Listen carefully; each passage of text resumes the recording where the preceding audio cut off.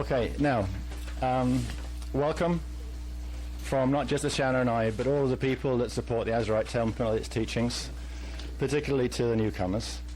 And just for a few minutes, I'm going to try and make a bridge between the things that you don't yet know and the things that most of the people that have been to workshops before this one do already know.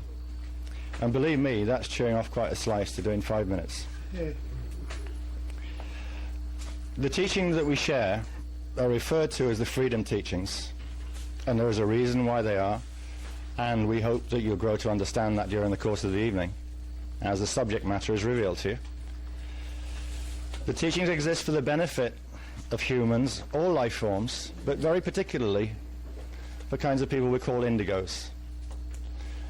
The teachings therefore represent tools and techniques as well as understanding which are designed specifically for the indigos to awaken to a degree beyond their present imaginings but not beyond their hopes.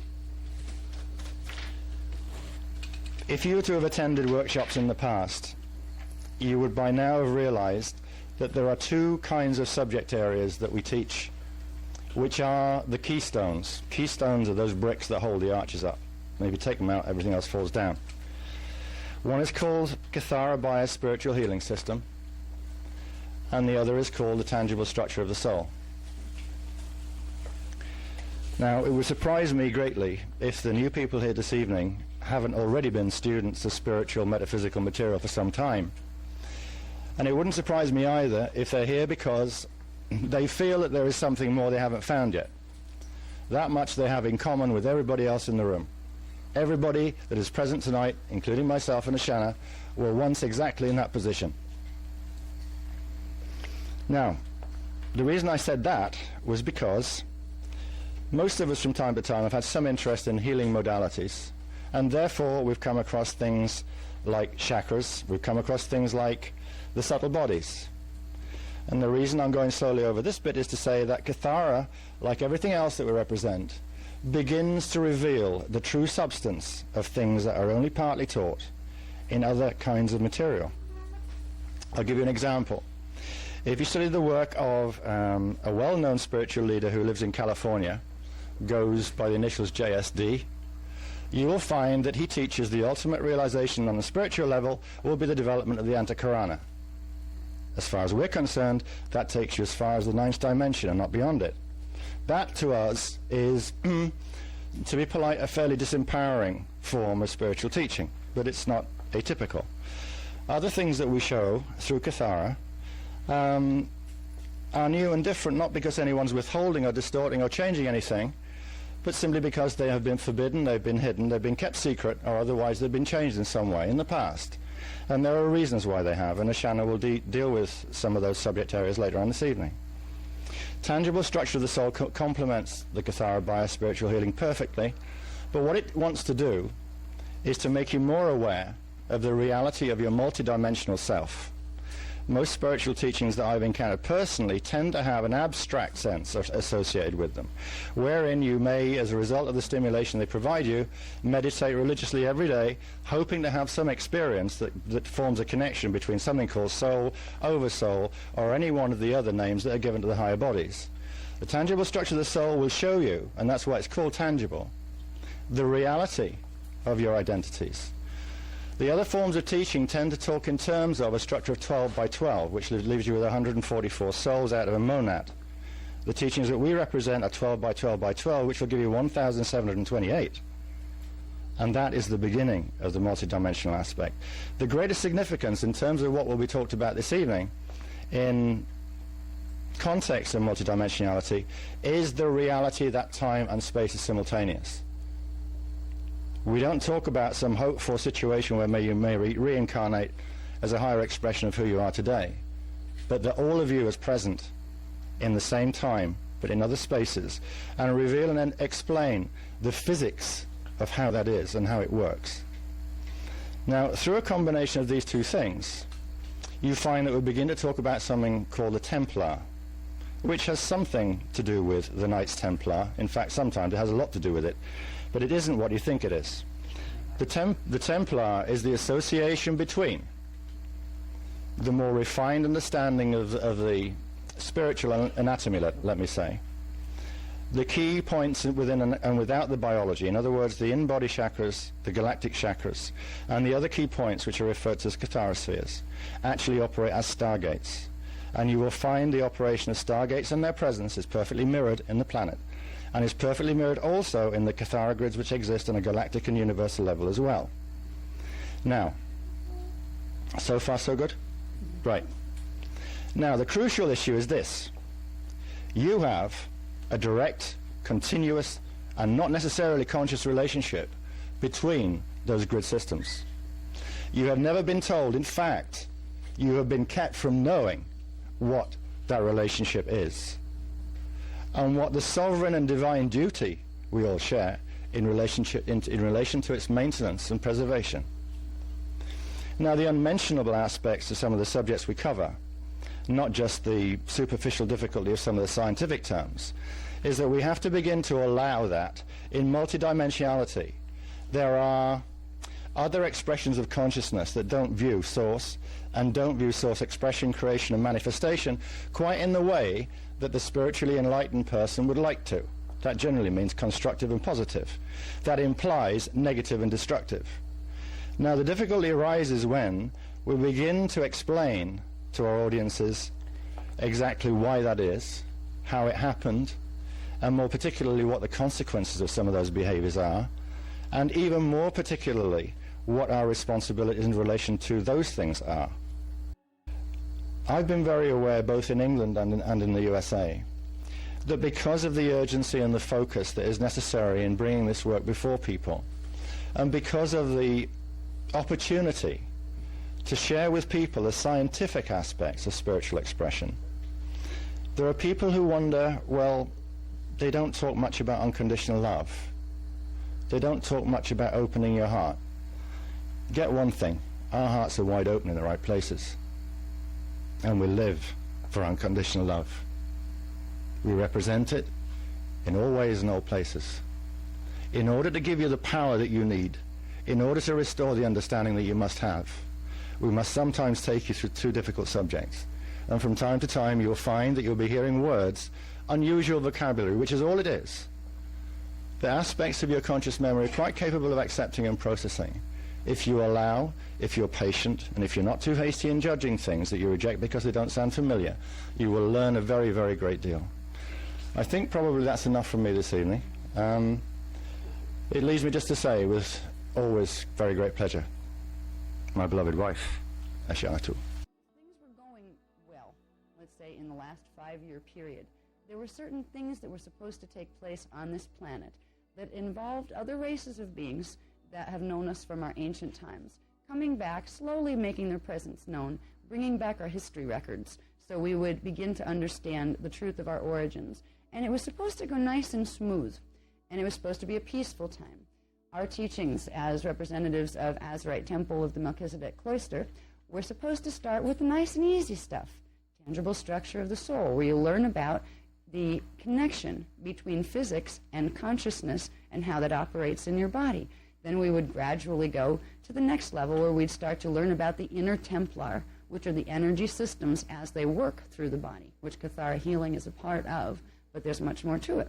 We would have liked very much to be able to take everybody step by step, spend 2 years on tangible structures, spend 2 on the next level.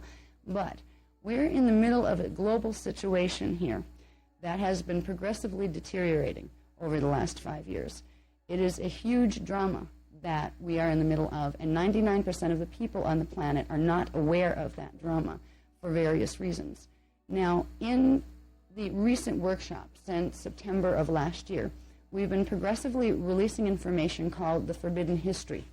The Forbidden History information gives us information about things like the ancient civilization of Atlantis and Lemuria and things that were before those things.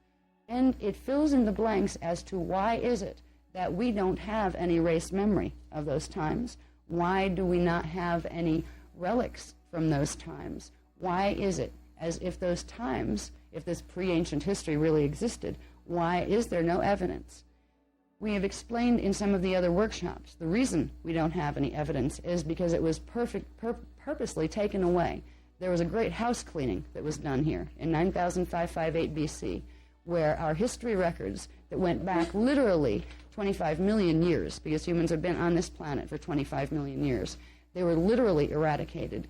There were some horrendous things done to our race and to our DNA that have gotten us to the place we are right now, where when we come into a body, we don't remember where we came from. We don't remember who we were as a soul before we came. There's reasons why these things took place, and they weren't because God wanted them to be that way. We have been involved on this planet in a drama that goes way back into Atlantean history. And at this point in time, our Atlantean history is catching up with us. Because right now, we're in the middle of something called a stellar activations cycle. Stellar activation cycle, for the people who haven't heard that word yet, means a Stargate opening cycle. Now, we've heard of Stargates on, TV shows and the Sci-Fi Channel and that kind of thing. In the ancient days, Stargates were known and they were used. You didn't need cars in those days because people knew how to teleport. They knew how to use their body mechanics to move through natural portal systems on the planet or off-planet. This knowledge is the heritage of the human race. And because of what took place in Atlantis between the years 25,500 BC and 9,558 BC, all of that knowledge has been stripped away. We have been robbed of that knowledge. What used to be our spiritual texts that were immense teachings of the true relationship between a manifest being and Source. They didn't require you to call Source Jehovah or Allah or any particular name where people could fight over it and kill themselves in the name of it, kill each other in the name of a different God. There were a set of teachings that belonged to humanity, and humanity had those teachings because they had a commission. We were called the angelic human race. We had a commission here. We were guardians of the planetary Templar complex, which is the Stargate system. Now, we have huge amounts of data, because if I can throw this out at the new people, and if you haven't heard any of this, it sounds like you're listening to a sci-fi movie. We have a lot of information that fills in the blanks from where I would like to be able to start. And if I started there, maybe by like 3 Tuesdays from the next one, we might get up to where we need to be tonight. So I'm going to have to just touch on certain things that will get us up to the point where we can talk about what I'm here to talk about tonight. And I think it's what you're here to know about. I also realize that even if you never heard of this work before and you happen to stumble into one of these workshops because somebody dragged you or something like that, there are no accidents in the universe. There truly aren't. There's a reason why you were brought into a situation where you would have the ability to interact with the information that's going to be shared tonight. You may not know why exactly when you leave, but there's a reason why you're here. You were guided here by your own higher parts. The information that we share in these workshops is geared toward, I would say, it's multi-level communication. When I speak to you about in English about words and concepts that we know here, that's one level where I'm sharing information with you. There is another level above and beyond and underneath that, and that's in the level of frequency. All information is a form of energy. It is a form of frequency that has a vibrational rate. When I speak to you, you get words and your mind understands, but you also get frequencies of information that because I have this information and I know it, I carry that frequency, and when I share it, that frequency goes out randomly into the room, and anybody who has things called, they're actually in Cathara healing, they're called aparthi, receivers in your biofield that can pick up that frequency, you'll start to make that information and understanding your own. So there's a multi-level education process going on in our workshops. The reason we have had to advance the material so quickly, where we haven't had the luxury of being able to do beginner groups, then intermediate groups, and just making it real easy for people to follow, because there is a huge coherence in the information, from the smallest amounts where you're just learning about the fact that you have a soul and you have an oversoul and you have an avatar and you have a rishi above that. From that going up into the level of we're dealing right now with Masters Planetary Templar mechanics, Masters Merkaba mechanics. These are heavy-duty ancient sacred sciences. They are being given to us now because if we don't very, very rapidly learn to utilize them. Even if we don't fully grasp them yet, we can learn enough to where we can use them to make a difference. Because if we don't make a difference, there are certain things that since the Atlantean period were planned for this time period. In Atlantis, it was known that the next possible stellar activation cycle, or Stargate opening cycle, would be between the years 2000 AD and 2017 AD. They knew that in the Atlantean period. There has been a literal history of progressive getting people in the position they wanted them to be in to get to this point in time. It is no accident that in this point in time we have something called a UFO movement, and we have something called a New Age movement, and then we have kind of mainstream people who drift around and do their thing and don't worry about those fringe movements too much. Well, those fringe movements are part of something called an invasion. The people participating in them don't know that. We are in the middle of something better than you'll ever find on Sci-Fi Channel. If you like sci-fi drama, well, you've got one. We're walking around in one.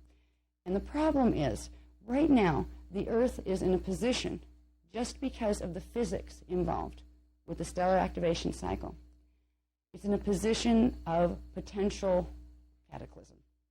Now, that's a word we haven't, in fact, with the people I work with who are called the Iani races. They are Guardian, Magi, Indigo child race from the inner Earth time band, which is a different set of time cycles that runs through ours. Okay, wait, I'm getting a little direction here to go someplace else with this. All right, I'll go right there. All right, I'll just get to the point of the things I want to talk about tonight.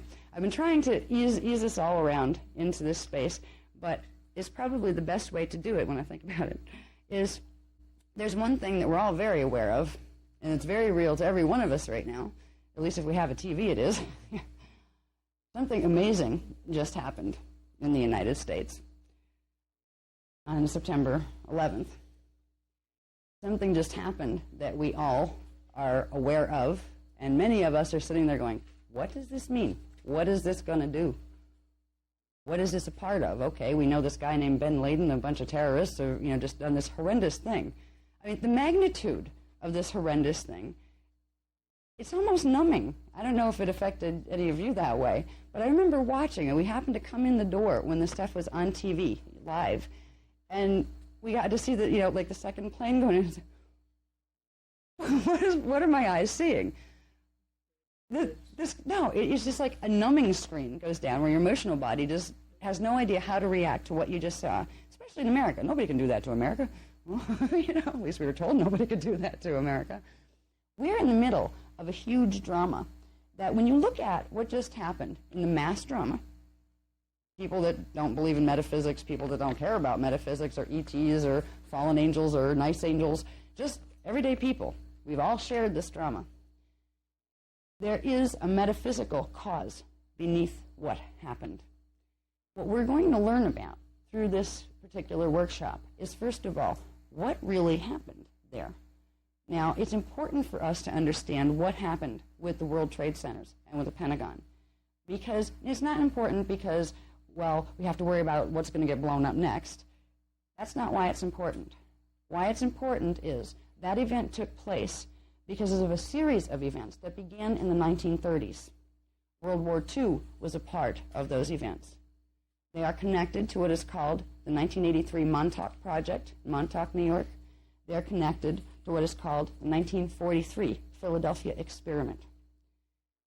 Most people that even actively pursue trying to find out what those New Age buzzwords are, the UFO movement buzzwords are, don't have a whole lot of information.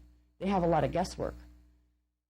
To understand the connections between what happened with the World Trade Center and the Pentagon and what was supposed to happen in Philadelphia, but they didn't get the plane there, understand the connection between that, between Montauk, the Philadelphia Experiment, World War II, the fact that now we're in the new world war against terrorism that's moving us towards something.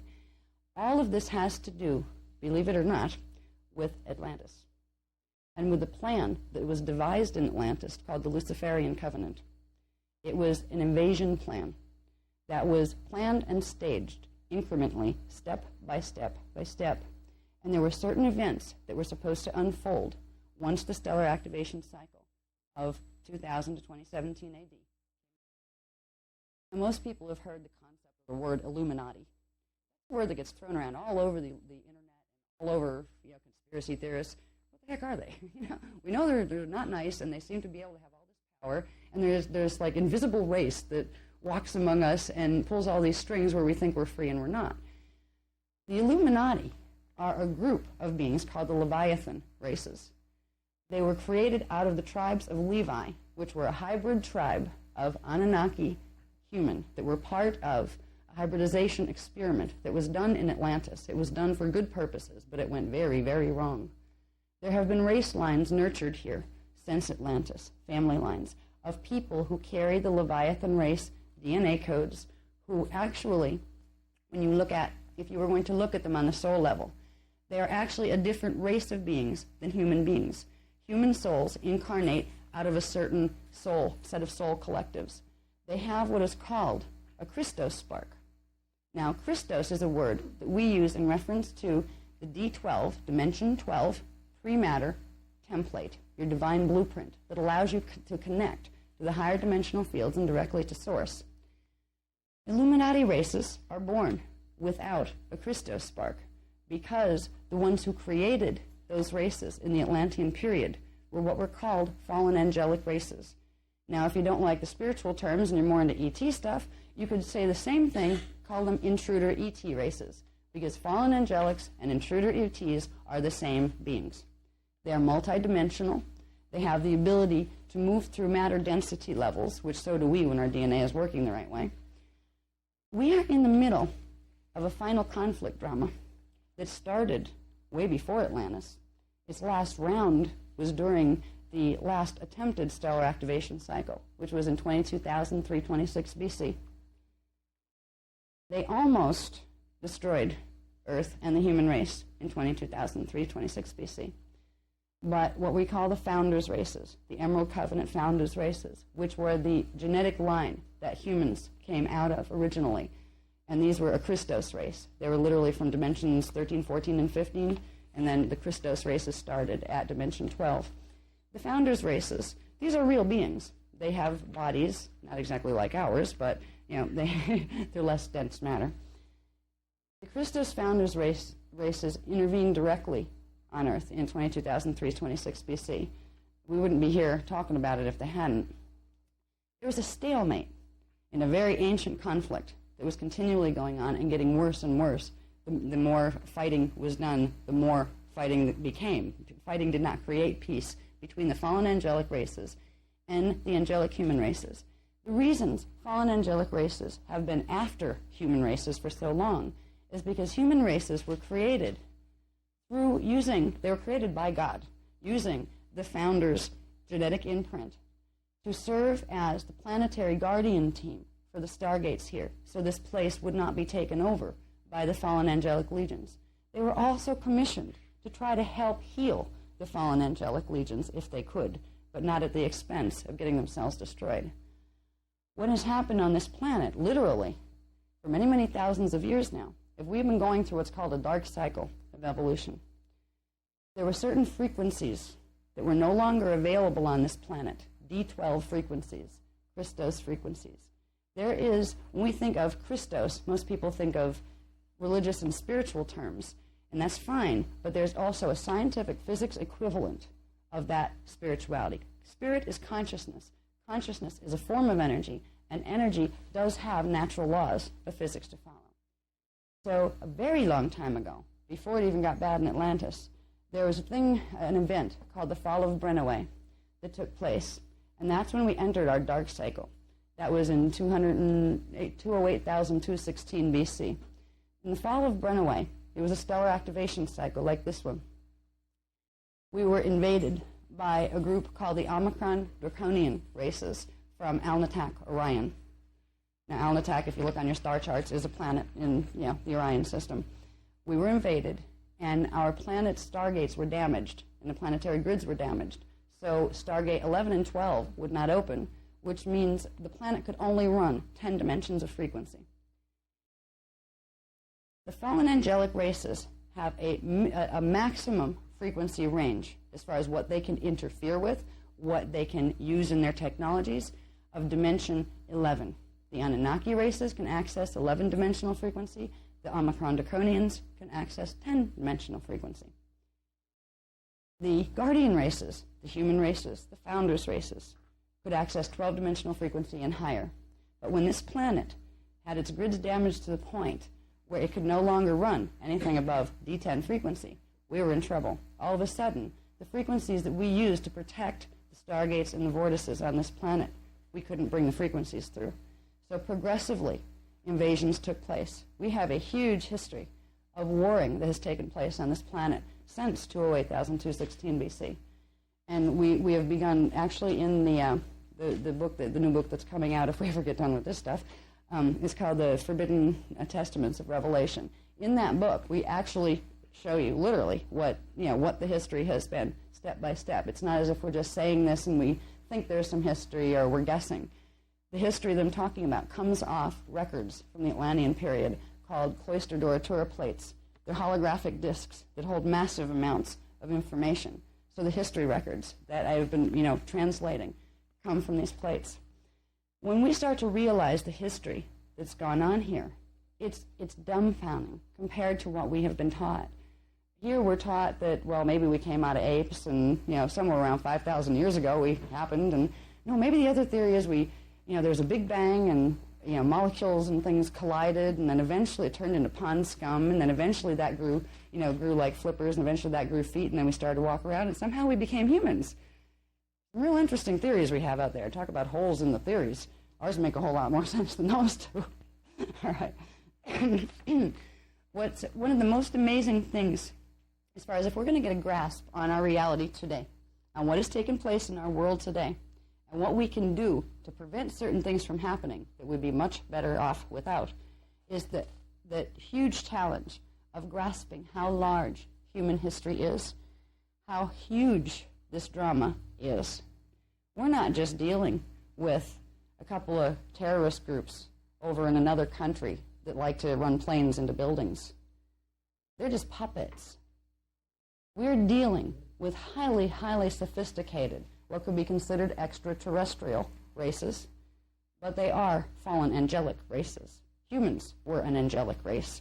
It's in the precarious balance of finding out whether it's going to be fallen or whether it's going to pick itself up, dust itself off, and say, okay, we've had enough.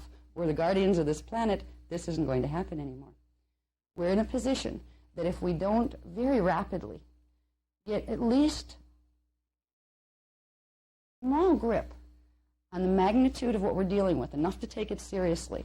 Because if we take it seriously, we'll do what needs to be done to affect things in a positive way here. If we don't take it seriously, if we think it's more important to find out what's on TV tomorrow night and, to watch a sitcom or something, that's all right to watch sitcoms, but there is a crisis at hand. And that crisis is our planet is going to go through, in the next 2-year period, some major changes in frequency. Now, changes in frequency are normal during stellar activation cycles. If the planet and its what we call the grids, which are actually scalar wave templates that hold the matter base of the planet together, if the planetary template is in good condition, it will naturally pass through stellar activation cycles. The stargates will open, more frequency will come in through the stargates, and the oscillation rhythm of the particles of the planet will pick up. And it will just naturally, literally, the frequency moves up, and the planet moves through stellar activation, and there's no big bangs or pole shifts or anything messy. However, if a planet goes through stellar activation cycle, and its scalar template is all messed up, if its electromagnetic fields are all messed up, it creates a very big mess. We look at some of the things that have managed to survive since Atlantis, like the Bible, which has been highly, highly edited from what it used to be. The things I'm teaching now used to be in the text that were supposed to be the Bible. In the Bible, in the book called Revelation, there's a very colorful picture of events that were to take place at some mysterious, unknown times called the end times. And it depicted a certain series of things about angels and 7 seals and all sorts of very interesting things people have been trying to figure out what they mean for ages. In that story is encoded. It was encrypted in symbol form. And it was a story about technology. And it was a story about a planned invasion that was going to go down here. And it was a story about a group of Anunnaki races that are called the Anu Elohim and the Jehovian Anunnaki. Now, before the Jehovian Anunnaki groups wanted to take over this planet, human beings didn't call their God Jehovah, nor did they call it Yahweh. Those were names of collectives, family names, of fallen angelic races that were inserted into our holy texts to hijack our religions, to hijack our stories, and there was a deadline. There was a deadline for when the game would be up here. In Atlantis, we were very aware. We had minimum of 12 strands of DNA. We had huge amounts of awareness. We knew that we were avatars. We knew our commission as planetary guardians. We knew Templar mechanics, the sacred sciences. And there were events that took place that we lost a few rounds in some battles with the fallen angelic races. And when I say fallen angelic, remember, you can picture the Sci-Fi Channel and use E.T. if you want to substitute, because it's the same thing. They're the same beings. They came in and they got a few rounds on their side where they messed up the planetary grids so badly that they were able to create something called a scalar sonic pulse that ran through the planetary grids, a magnetic pulse that messes with the magnetic fields. Now, even our scientists know that the planetary magnetic fields have a whole lot to do with memory and with the function of human consciousness. They don't exactly know why yet, but the why is because consciousness is connected to the DNA template, and the DNA template is made of scalar wave patterns, which are electromagnetic wave patterns. So if there is a large magnetic disruption in the planetary fields, you can do amazing things to the DNA of life forms on that planet. The reason we have no memory right now is because of something that was done in Atlantis. And the reason it is very important that we begin to try to very quickly grasp as much of ourselves as we can, even if we don't know we have our avatar levels of self. If we can begin with believing that we do, that's how you find them. You're not going to be able to integrate your higher parts of self unless you realize they're there. Right now, we have about 2 years, not even really. We have to the end of 2002 to reach a certain level of fixing planetary grids, that if it is not accomplished, there's going to be something called Plan B put in motion. Now, when I talk about Plan A and Plan B, Plan A was the founders' plan of what they would do when the stellar activation cycle came. They had a set of things they wanted to do to get the planetary grids fixed so this place would not go into pole shift. Plan B happens when Plan A doesn't work. Plan B would be evacuations. I've never, ever been the doom and gloom type person. And I told the Iani when I was working with them the last couple of years, say, don't start talking to me about pole shift because I don't want to hear it. You have all sorts of people out there in the New Age movement, saying all sorts of horrible things are going to happen. If it's that bad, we can't do anything about it. I don't want to know, and I certainly don't want to teach it. And they said, all right, well, actually, it's not that bad. We've focused on solutions all along. We've had to very quickly move through helping people to understand Cathara healing, so they'd understand their body systems, tangible structure of the soul, so they'd understand how those body systems plug into their spiritual consciousness systems, and then very quickly go into planetary grid mechanics, so we could begin to work with the planetary grids to create healing. And a lot has been done already. We've made great accomplishments. But at this point, our accomplishments have been done so well in healing the planetary grids that the agendas of the fallen angelic races, agendas they've held, literally, since the Atlantean period, when they were just going to saunter in here and just take over the place very easily. They were going to actually come in and introduce themselves with names like Moses and say, hi, we created you. We're your space brothers, and just show us how to run our planet better. And there was an objective at the end of it. They don't want humans. They don't even want surface Earth.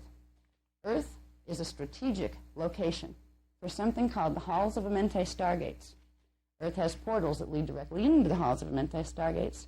The Halls of Amenti Stargates are a universal stargate system that literally extends into all of the primary stargates in our 15-dimensional time matrix. That's what they're after. Earth is the most vulnerable link in the chain of galaxies that have connection to the halls of Amenti stargates.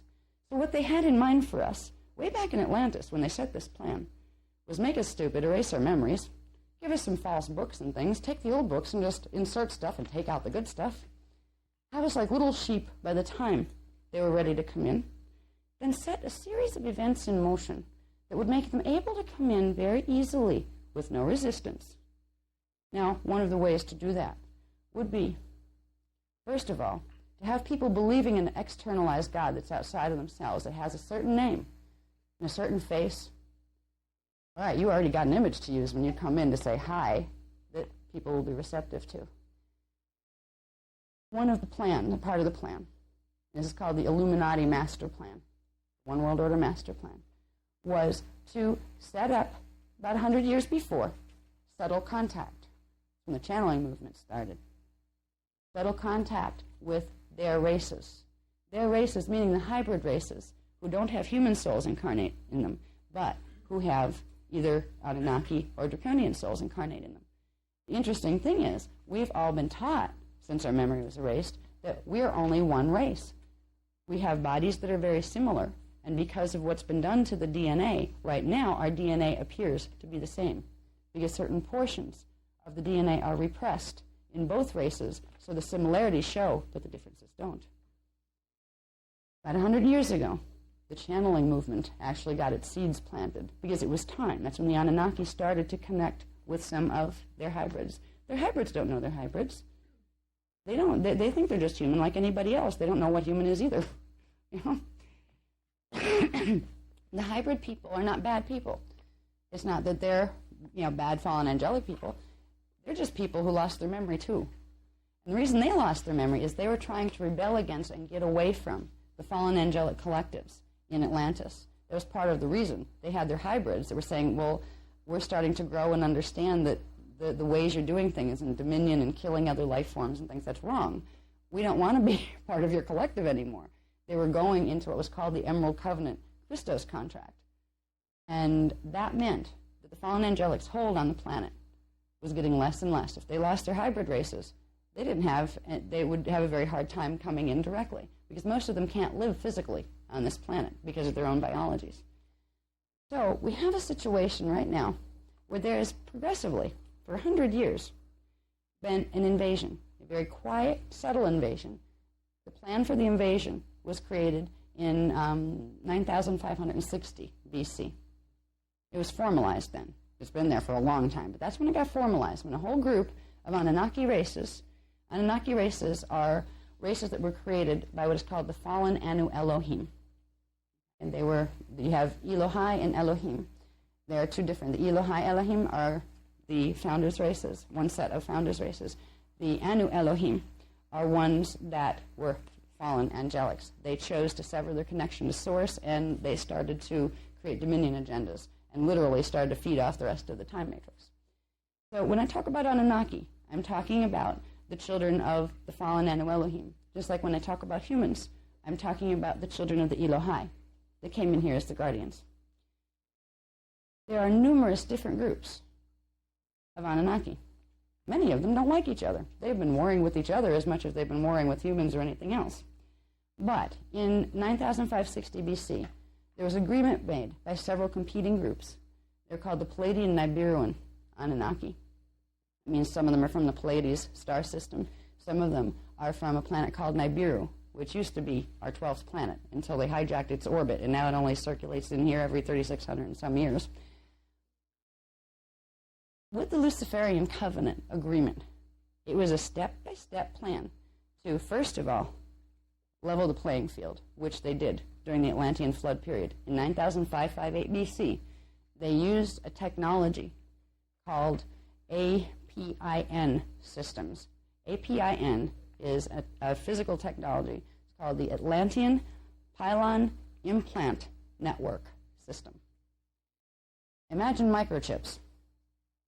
Okay, imagine microchips that operate through particularly selenite types of quartz. You know how we use quartz in radios and different things? It's a mineral.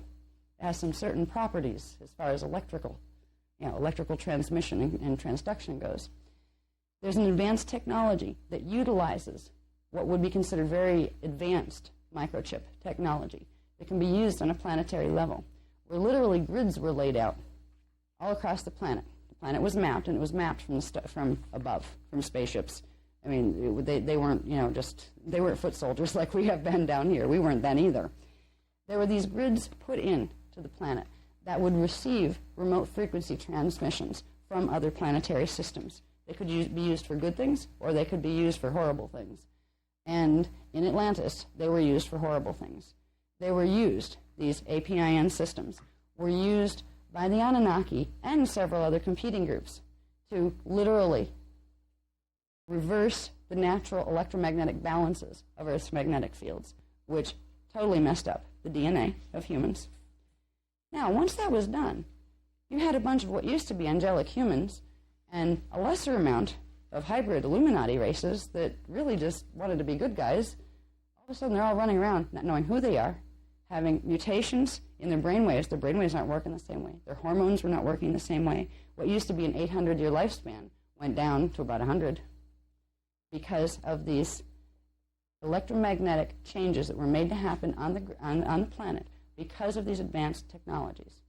Now, these technologies are not just something that were a horrible problem in our past. The APIN systems, these microchip networks that were literally implanted throughout the planetary grids in key positions in relation to stargates, portals, ley lines, and what are called axiotonal lines, which are the main energy vertical running lines that circulate energy through the planet. These systems are a part of what's happening today. World War II had to do with these systems. You don't read that in the history books either. There has been something going on here for a very long time. And at the core of it is an ancient Atlantean technology, the APIN systems, that have been here and were implanted in the grids by certain competing Anunnaki and Draconian forces in order to get control of the planetary grids and the planet and the halls of Amenti when the next stellar activation cycle came, because that is the only time they can get through to the halls of Amenti. We are in that stellar activation cycle. And because our lifespans are so short, and because when we come into a fetal body through fetal integration, it's like lights out, we don't remember who we are, because the DNA is so damaged we can't bring in our higher consciousness. It might seem amazing to us to think somewhere between 25,500 years ago and 10,500 years ago, somebody put microchips in the planetary grids, and now there's a problem for us? Yeah, it is a problem for us. What happened with the World Trade Center was because of microchip technology. What happened at the Pentagon was for the same reason. Now, as we go through this weekend, there's more detail to this. I'm not going to just throw the whole thing at you and then expect you to understand it. I'm going to show you maps. I'm going to show you maps that from the air, when you're coming in on a spaceship, using a certain type of technology that picks up what's called photoradionics, they actually look like animal shapes. This is where, when we go back to the biblical revelations, we find things like the 4 beasts before the altar of God, and one was a lion, and one was an eagle, and one was in the face of a man, one was an ox, right? What was this guy tripping on when Revelations was written? These were references to APIN systems that were in the planetary grids. The whole biblical revelation story was an encoded invasion plan. It was written by the Jehovian Anunnaki. It was not the original revelations. The original revelations had been before Christ's time, because there was a man, Joshua Melchizedek, the person who was Jesus Christ. He and his group of Essenes translated the CDD plates. They had all this information. Revelations didn't look anything like what it does now. See, in Revelations that were written by the Essenes and by Joshua, what was revealed there, where there was going to be an attempt by fallen angelics to come in and take control of the planet. But the Christos races would be here, and they would do certain things with the planetary Templar that would finally, after all these centuries, bring back the D12 Christos frequency that would seal the portals and protect the planet. There was a happy ending to Revelations that didn't involve a whole lot of bloodshed and a whole lot of yucky stuff. If you read biblical Revelations, and you think, all right, God's going to do this, huh? You having a bad day or what? I mean, if you are a loving person, if you're a mature person, just think of the mentality it would take to say, okay, well, I created you, so I'm going to go in and judge you now, and there's going to be fire, and there's going to be brimstone, and only the ones who have kissed up to me in a certain way am I not going to torture horribly.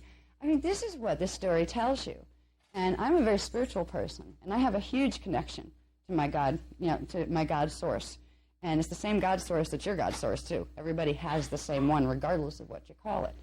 And that God source is not mean, and it's not wrathful. Those mean, wrathful gods that were piggybacked into what used to be sacred texts, these are fallen angelic godlets that put their own names and their own agendas into our books, into the once holy books. It's happened to the Muslim religion, too. Right now we have a situation building between Christians and Muslims, and you have the fanatic Muslims over there, ready to take on the world and kill us because we're evil, where we're, our president's over here saying, well, they're evil. Everybody's saying the other one's evil. It's really interesting to watch what's going on here. What has happened is invasion, a progressive step-by-step invasion that is now reaching its climax, because this is the time when that climax was scheduled to take place.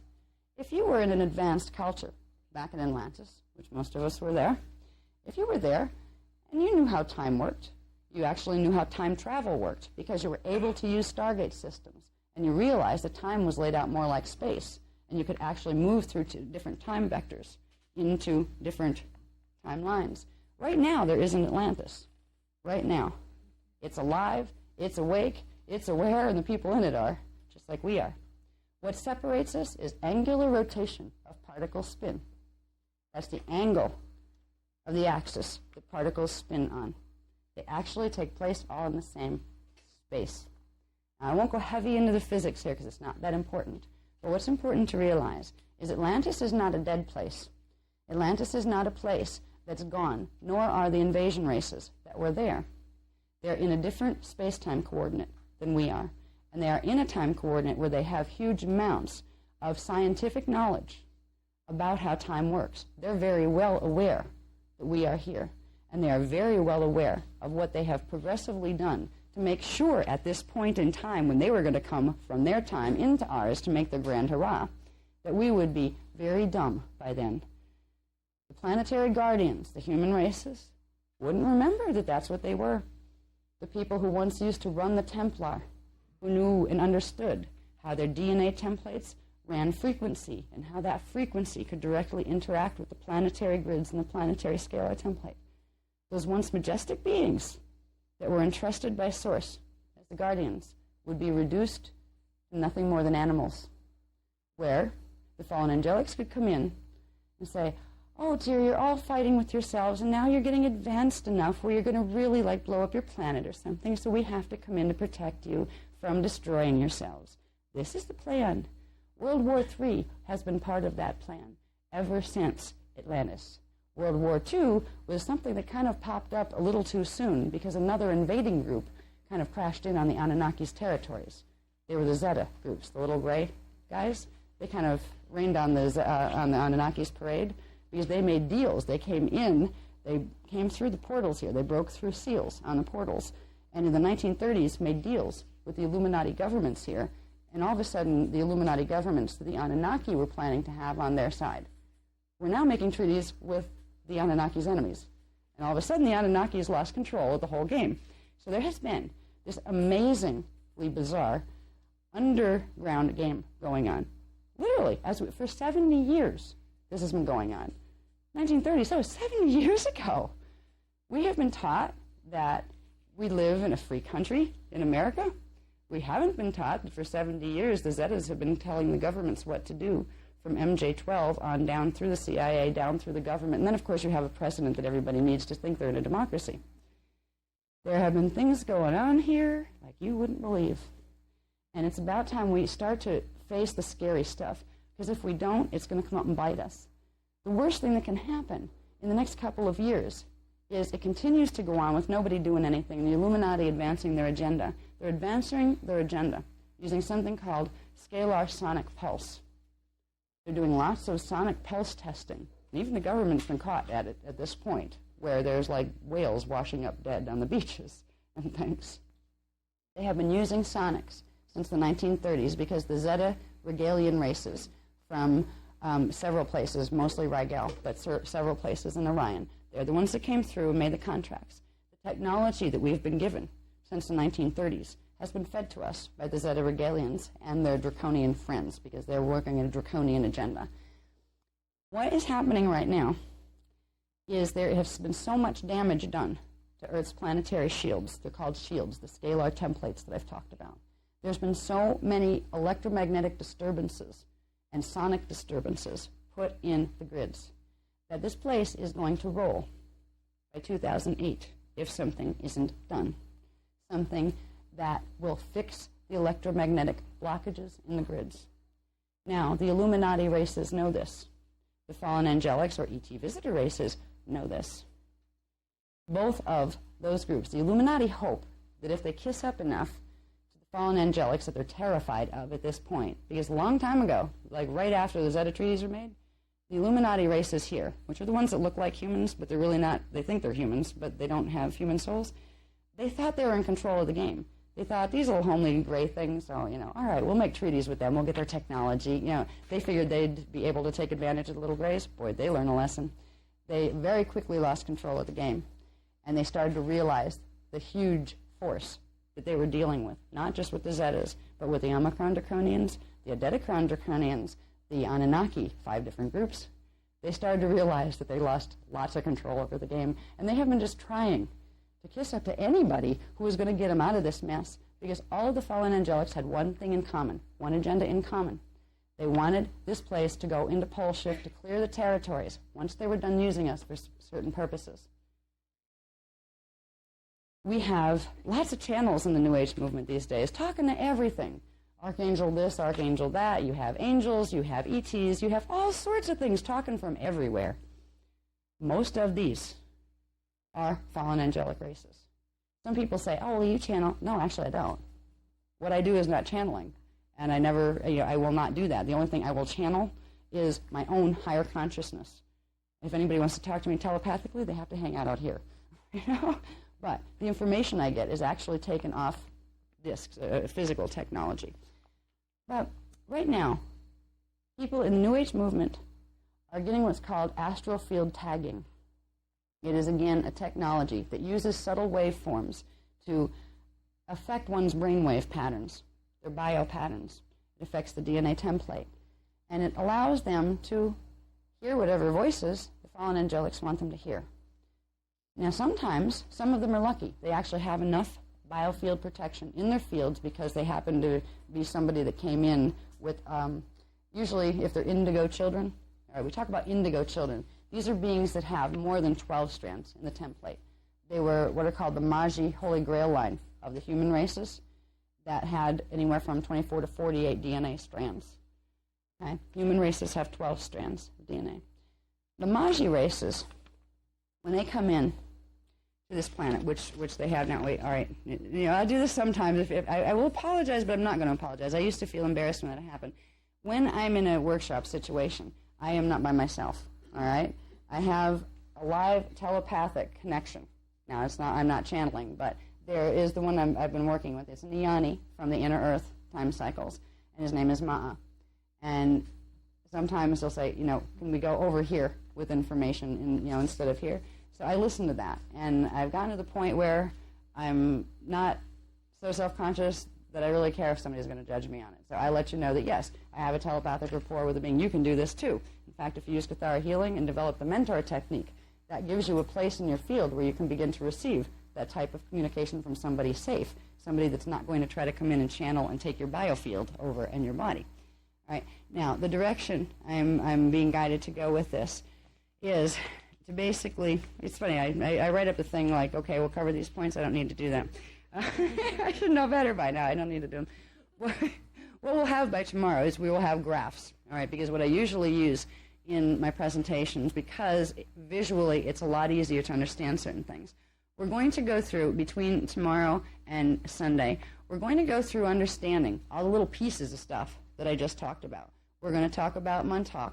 We're going to talk about how that's connected to the Philadelphia experiment. We're going to talk about how both of those are connected to something called the Phoenix and the Falcon wormholes. And we're going to talk about something called a black hole universe that is a sub-time distortion cycle. And this is where the problems are coming from. So we're going to get a little bit of history and so we can get a feel for what is taking place here. If we can understand that there is a place, I'm not just talking about fallen angelics, like angels falling, you can get some really interesting imagery there. These are beings from places just like we are beings from places. These are beings that have advanced time technologies that used to be our time technologies. Right now, we're in the middle of a situation that we can make a huge, huge difference in what happens in the next 5-year period. Right now, if nothing is done on this planet, and everybody decides, well, I'm just going to, be my sleeping human self and just see what happens and trust it to God, or if I don't believe in God, just be, and let it all happen. It's not my problem. What we're going to see happen if nobody does anything are several things, and they're going to happen in rapid succession. One, you're going to see advancement of the Illuminati One World Order agenda. You're already watching this in America on television. You're watching that one event. Now, I got to remember, Britain has been being, attacked by the IRA for years. Things get blown up there quite frequently. But I've never seen the British government take the whole event and make it a global war issue. All of a sudden, in one event, I watched this in almost like odd horror.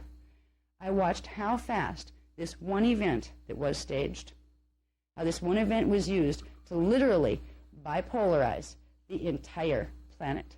Now we have two groups of people on the planet.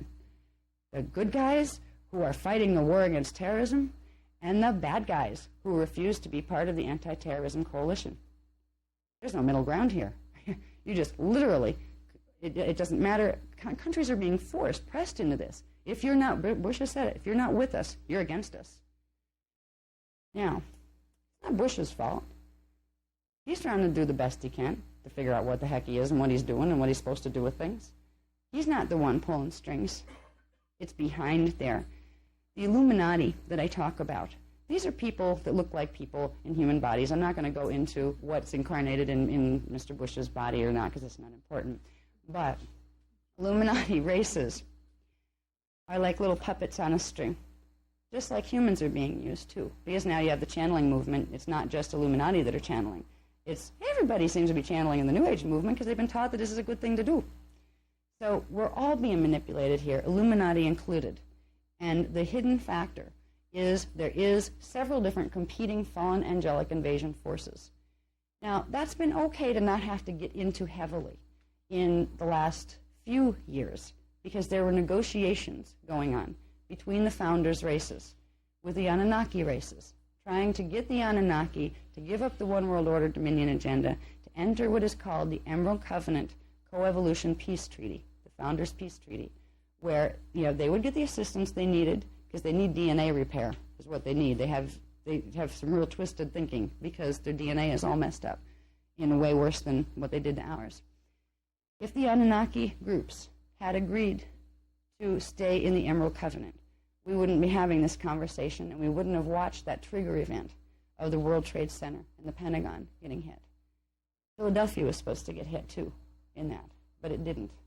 What's interesting about what happened with these terrorist attacks. Now, Bush didn't know about them. He didn't do it.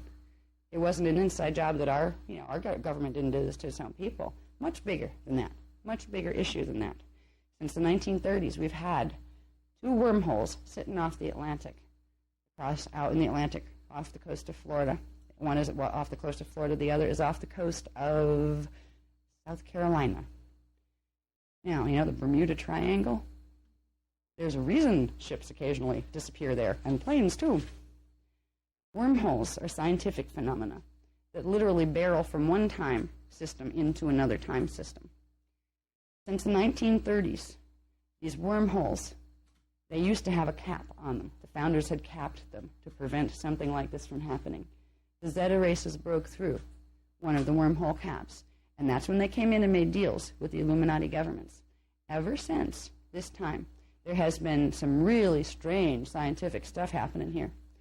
The Zeta technologies, first of all, begin the process of sonic pulsing.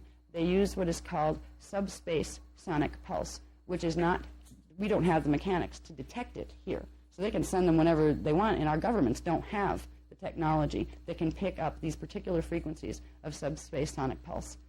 Now, they have been using these progressively to do some very interesting things. This material is very new. It's been given to me in the last week because we're at crisis level at this point. Now it's time to tell the whole story so we can start doing something about this before it gets any worse.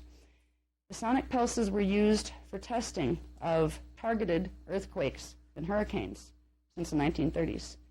I got a list of just some of them. It's being published in the book. Just, I think it's from between like 1930 and 1992. And the list is this long in like 10-point type of the natural disaster events that have occurred here. Unnatural disaster events. There have been ethnic viruses that have been being created and played with because the Zeta knew, just like anybody else in the know in the fallen angelic realms, that come the stellar activation cycle, which would start in the year 2000, that's when populations needed to be reduced. That's when the invasion plans would begin on the outside. Now, what happened in the World Trade Center has everything to do with those wormholes that are in the Atlantic Ocean. It has everything to do with the fact that in 1943, one of them was connected to a grid system in the Philadelphia Naval Yard during the Philadelphia experiment. And then in 1983, another one was connected from there into Montauk, New York. These are part of a huge APIN system. Remember those microchip systems I told you about that literally span the globe? And if you look at them from a distance, they look like little dots that make animal shapes. They're following grid lines and ley lines. The reason it was important to the fallen angelics that terrorists attacked those particular sites on the day that they did was because if those buildings just so happened to fall down all by themselves, it might make people wonder if something was going on. Because there were sonic pulses used that day to open and put online a couple of the networks that connect into this APIN system that connects into the wormholes. There's a whole history about these. They were open before, and in between 1992 and 1994, the Guardian groups worked with some of the Anunnaki, who were getting invaded by the Dracs at this point, who said, okay, we'll play nice, actually capped the wormholes. And so it was, things were getting better as of then. But then the Anunnaki decided, okay, the Dracs aren't so much a problem anymore, so they reopened them again. Now, we're in a situation where Montauk, that was shut down in 92, technically the Montauk Project couldn't function anymore because its wormhole was closed. Well, in 1998, they began to open it again. They put it on full-scale open on August 15th of this year. That started. Now, to open it fully, they have to blow through the cap, the frequency cap that was put on the wormhole and the connecting networks to it. These networks, and the wormholes in the Atlantic, are connected to these APIN systems that are placed all over the planet. There are several of these systems. One of them is called the Serpent, and it runs right down the East Coast and then down into Central America, and down to South America. It's kind of interesting, but did we ever think about why our cities ended up where they did? We all think that Christopher Columbus discovered America. Well, the Atlanteans knew it was there a whole lot longer than that. There were certain APIN systems put in the planetary grids in North America, in Europe, in Atlantis, waiting for this time period. And certain metaphysical groups, like in the case of America, it happened to be the Knights Templar descendants called the Freemasons, founded this country, and they put their main areas of commerce, of energy, of power, in the areas of the APIN sites, knowing partially that they were important sites. But the Illuminati never get to know exactly why. That's why they're being jerked around too. You can point fingers at them, but it's not going to do a lot of good, because they're kind of like the brawn without the brains. The brains are the fallen angelics behind it. There have been metaphysical societies that since the Atlantean time. There's the Thoth group ones. There are certain, like the Isis group ones. They came up from Egypt. They came up from Sumeria. A whole bunch of different ones that kept some of this knowledge alive. within very protected secret societies, which most of our presidents tend to pass through at least one of them on their way to the White House. Now, the reason that Washington, the Pentagon, in the particular area of the Pentagon that was hit, happened to be down in the ground underneath there, there is one of those Atlantean grid, what they call them grid spikes. They're implants that, if you open them, if you trigger them with sonics, they will create an open link, like a little wormhole, into the big wormhole. So you get a whole network of wormholes, like a tributary system, like a river system, or an underground subway system that connects to the main. They are reactivating this now. And if this continues, it's going to put the place in the pole shift between 2003 and 2008, because it is totally ripping apart the planetary grids during a stellar activation cycle. The Illuminati races, some of them know this, some of them don't. Some of them are hoping that, well, they know the place is going to roll and everybody's going to get killed, but if they're really good and they do what the ETs tell them, that maybe the ETs will save them. That's what they're hoping. Good luck, guys. The reason the terrorists happened to take out those two places and happened to miss because the plane went down, so they didn't send the pulse to Philly.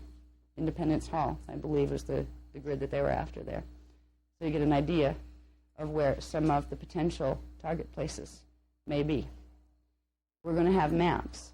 And in fact, I'm in the process of making the maps to show you where these particular APIN grid networks are. So we have an idea of where what is and where action is going to be happening. The people in the U.S. government didn't do this thing. There's a few in MJ-12 that don't even live in the United States. They just pull the strings. They were involved. But most of them don't even realize the magnitude of what's taking place. Even the highest ranks of the worldwide Illuminati that control what's called the World Management Team. These guys control the world banking systems and the pharmaceuticals and the multinational corporations. All that stuff has been brought into being through the Illuminati races. But the Illuminati races, who thought they were on top of the world and had everything by the tail, really lost control in the 1930s. They're not told by the ETs, they know ETs exist. As far as like the one group of people on the planet that really, really knows ETs exist, MJ-12 and the other guys of the World Management Team. Because only their head echelon get to meet them. But they have, since the 30s, had meetings with various groups. Hitler had meetings with them. He was working with a competing group called the Necromaton Andromes.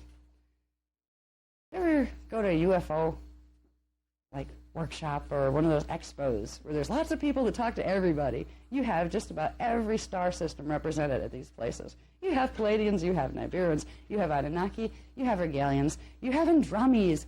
And Andromes seem to be such cute little cuddly things. Just the name itself is so cute and cuddly, and they're supposed to be these little blue people. They're really nice.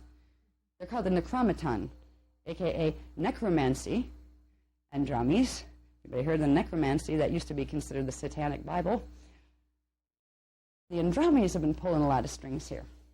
The Andromes were fighting with the Zetas over getting control of the APIN grid systems. And the Anunnaki were fighting with each other and with both of them to get control of the grid system. This was actually a good thing. Because as long as they're all fighting with amongst themselves, they're not going to be very effective. But something not good took place on September 12th of 2000. And that's where they all realized that, the Indigo children are waking up and they're doing the grid work. We're going to lose it. They're getting the 12 code, the D12 frequency back into the grids, which is going to seal the portals so they can't access them. That's when they decided, even though we hate each other, why don't we all gang up together, and together we can use all of our grid systems to make sure that we have critical mass frequency in the planetary grids by a certain period of time, which happens to be August 12th of 2003. A thing called the United Resistance to the Emerald Covenant Founders Peace Treaty, was formed on September 12th of 2000. And boy, you should have seen the psychic attack that came at me after that with the stuff that I've been, because we've been really teaching. We didn't teach a lot of the conflict drama stuff because the Guardian races were trying to work it out through negotiations with the Anunnaki. We weren't exposing the Anunnaki at that point. And we really weren't too much into worrying about exposing anybody. We show you, there's Montauk and there was this and that. But the important thing was how to deal with the stellar activation cycle. Because that's the big thing. I mean, you might have fallen angelics and big bad ETs and illuminati and a bunch of stuff like that. We're talking about planets and stargates here, going through a cycle where the planet's going to get bombarded by frequencies that it can't hold, which is going to cause pole shift. Bigger problem. So we were focusing on what had to be done for that bigger problem. Because if we were successful in getting enough D12 frequency in the planetary grids to clear these grids and to stabilize it, which is a process it's actually called the Christos realignment mission. D12 frequency equals pre-matter template equals divine blueprint equals Christos. It's the stuff that Christ was talking about. Okay? The idea is to get the D12 frequency into the planetary grids that will clear out any distortions in the lower frequencies that are there that will allow the planet to pass through a stellar activation cycle naturally. It will also give a permanent seal, frequency seal, protection seal, to the planetary stargates and vortices, to the fallen angelics. Can't come through the wormholes anymore and bother us here. So that's what we focused on, and getting people to realize that they had these levels of identity, that they had DNA that those levels of identity were connected to, and that by using certain mechanics, by understanding how to use the mind, which generates scalar waves, how to use it to direct frequency, you could activate your DNA to get the rest of your consciousness in your body, and you could also directly affect the planetary grids. The process that we call rainbow roundtables are a process of understanding yourself as a bioelectric conductor unit, as well as a spiritual being. Human bodies transduce interdimensional electrical frequency, and they are the only vehicle on this planet that can hold D12 frequency. There's nothing else that you can't invent a machine that will hold D12 frequency. In the old days, we used to be the grid protectors by simply doing certain things with our biofields that would run the frequencies into the planet on a daily basis.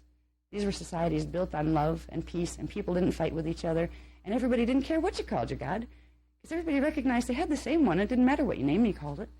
And we honored each other as all blessed parts of that source. These were our civilizations that we had when we knew how to run the rainbow rounds, when we knew how to work as a group and put our bodies in certain ways and move energy through them in certain ways using advanced Merkaba mechanics, that we would energize ourselves and heal ourselves, and we would also help the planet to heal and stay stable. What was amazing is in those ancient cultures, humans didn't eat. They didn't need to.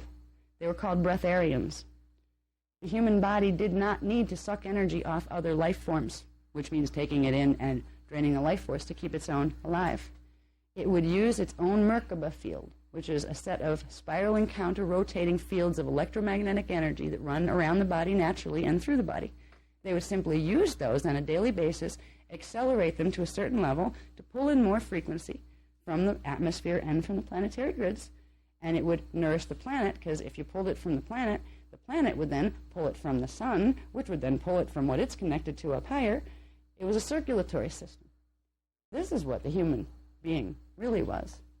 And right now, things are in such disarray here. Not only does the planetary guardian team not even remember who it is and forget remembering how to run roundtables. What are they? I mean, I had to relearn. I didn't come in with the knowledge of them this time, but I came in with little memory clips of seeing hundreds and hundreds of people, most of them wearing white. They're just like white robe things, doing these beautiful synchronized dances and singing these beautiful songs. I had little flashes of those. Ever since I was a child, I had little pictures of those. I didn't know where they fit. These were round tables. These were people that you didn't. When we're going to do a round table before we leave, and probably sometime Sunday, we're going to try to figure out where we can do them. But the ones we do now, these were like the kindergarten little baby training courses, because when kids could walk in those days, that's when they'd be doing what we're doing right now. By the time they were grown-ups, they knew how to use their bioenergy systems. They had their avatar consciousness in body. They could build standing pillars of sound that could open portals, and they could go through them. This is what the human body has the capacity to become again. Right now, we have to start at the beginning. Back to, okay, we just learned how to walk. Now we can learn how to do the round tables like the grown-ups. The grown-ups are cells of us, our future, let's say, incarnations that exist now in a future time frame, that are sending this information back to us so we can get ourselves out of this. Because the only thing that's going to prevent what's in biblical revelations from happening is if we get enough D12 frequency in the planetary grids to stop what the Illuminati are trying to do in 2003. In 2003, August 12, 2003, there's something planned called the Dimensional Blend Experiment. The Dimensional Blend Experiment has to do with blending the two wormholes into one big one and then sucking the planet into it. To put it bluntly, this is what the Dimensional Blend Experiment is. I'm sorry, it came out kind of blunt, but that's really what it is. There's more technical terms of describing that, and I'll probably get into them tomorrow. That's just something just moved through me and it came out that way. I apologize if that offended anyone. Thanks. Anyway, this is not something we want to experience, because what it would mean is if this planet gets drawn into the black hole system, it means that there's something interesting that happens in black holes. Now, scientists just trying to figure out whether they exist. They theorize that they exist. They're not sure what they might do, but they think there's some out there someplace, because things seem to go away and go down into something that disappears on the other end. When something goes into a black hole system is something that used to be part of the natural template of what's called a time matrix. Now, you have many different galaxies in a time matrix, but it's the core template that holds the structure of universes and galaxies together for the experience of evolution, for things to come in and be able to be on planets. Now, when a black hole is formed, it's as if the time matrix was, say, like a stocking, and then there was a hole ripped in the stocking that goes through to someplace else. You could also look at it as cutting a piece of the fabric out of that stocking. That hole that's in it actually becomes another system that's composed of portions of what used to be in the natural time matrix. It is a hole in the fabric of time within a time matrix that when things go through it, they don't just disappear and go poof. They reassemble, but not on their original divine blueprint order, their natural order that goes with the natural law of the way energy is supposed to work. They order the particles, consciousness, bodies, planets, when they get pulled through a black hole system, they will reaccrete on the other side, which means they will pull back together, but they will not have all of their pieces there to do it with. So they will pull together chaotically arranged. This means the consciousness of the beings will be distorted. That's where we get our fallen angelic buddies. They will not be able to hold coherent thought or Christos consciousness in that condition. A planet that goes through doesn't just go through and goes poof. What happens in the process of going through this level of the planet's matter body and your physical body literally incinerates. That's gone. But you still have the other portions. In the beginning, when Michael began to talk about the different body systems, we have like our astral body and our spiritual bodies, our mental body. We have other levels of our own matter density. This one will not make it through a black hole system. What will happen is we would literally go through spontaneous combustion here. But our consciousness would reassemble itself in a different, lighter astral state of matter density in the black hole system. And what we would find there is we were under the rule and dominion of something called the United Federation of Planets, which is the Anu Elohim Anunnaki Dominion group over in what's called the Phantom Matrix. The Phantom Matrix is a black hole system that resulted from a thing that happened in this time matrix literally 250 billion years ago. That was before the human form was created. This has been a problem in this time matrix for eons and eons, and humans were created to assist the founders in healing that problem. Right now, the problem's in our face, and most of us are asleep here. This isn't a war that you can win with weapons, with guns and cannons and nuclear bombs. They're useless in the face of something like this.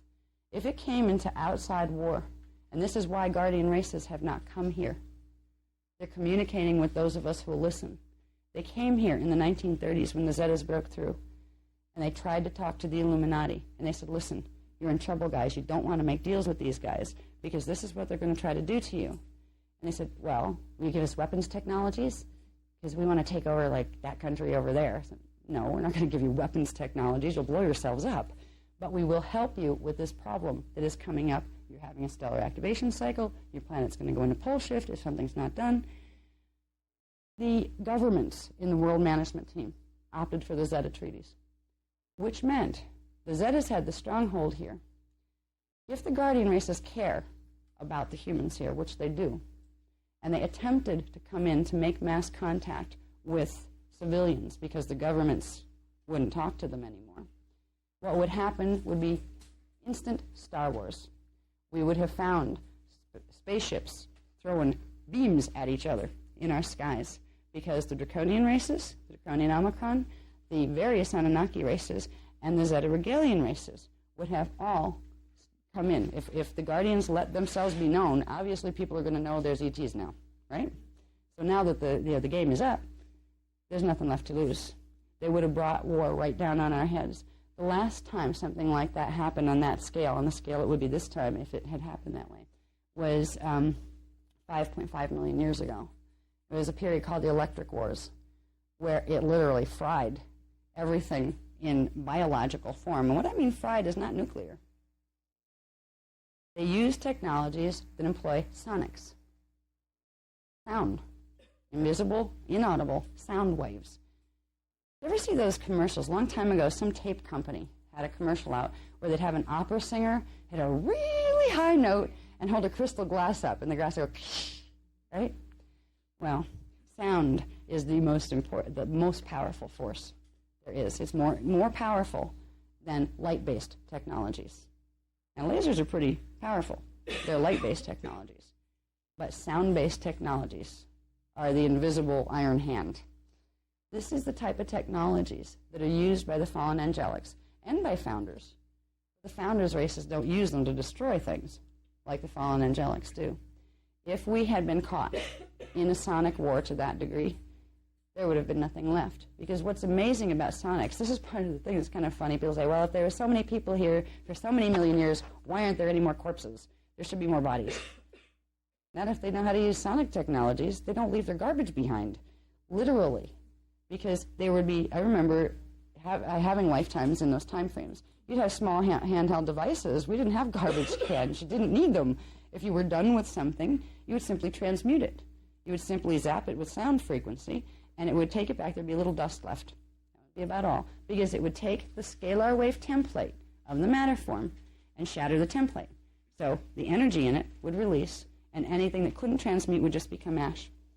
That's how they got rid of a lot of, when I said house cleaning in 9558 BC, that's how they got rid of a lot of the Atlantean civilizations. Atlantis was already islands by that point. There had been a major catastrophe in 28,000 BC there was a continent called Atlantis once. But by 9558 BC, it was already 3 island nations. In Florida, where we're living right now, was part of one of them. It was called Brua Atlantis. In the what they call Bermuda Islands now, that was called Nohasa Atlantis.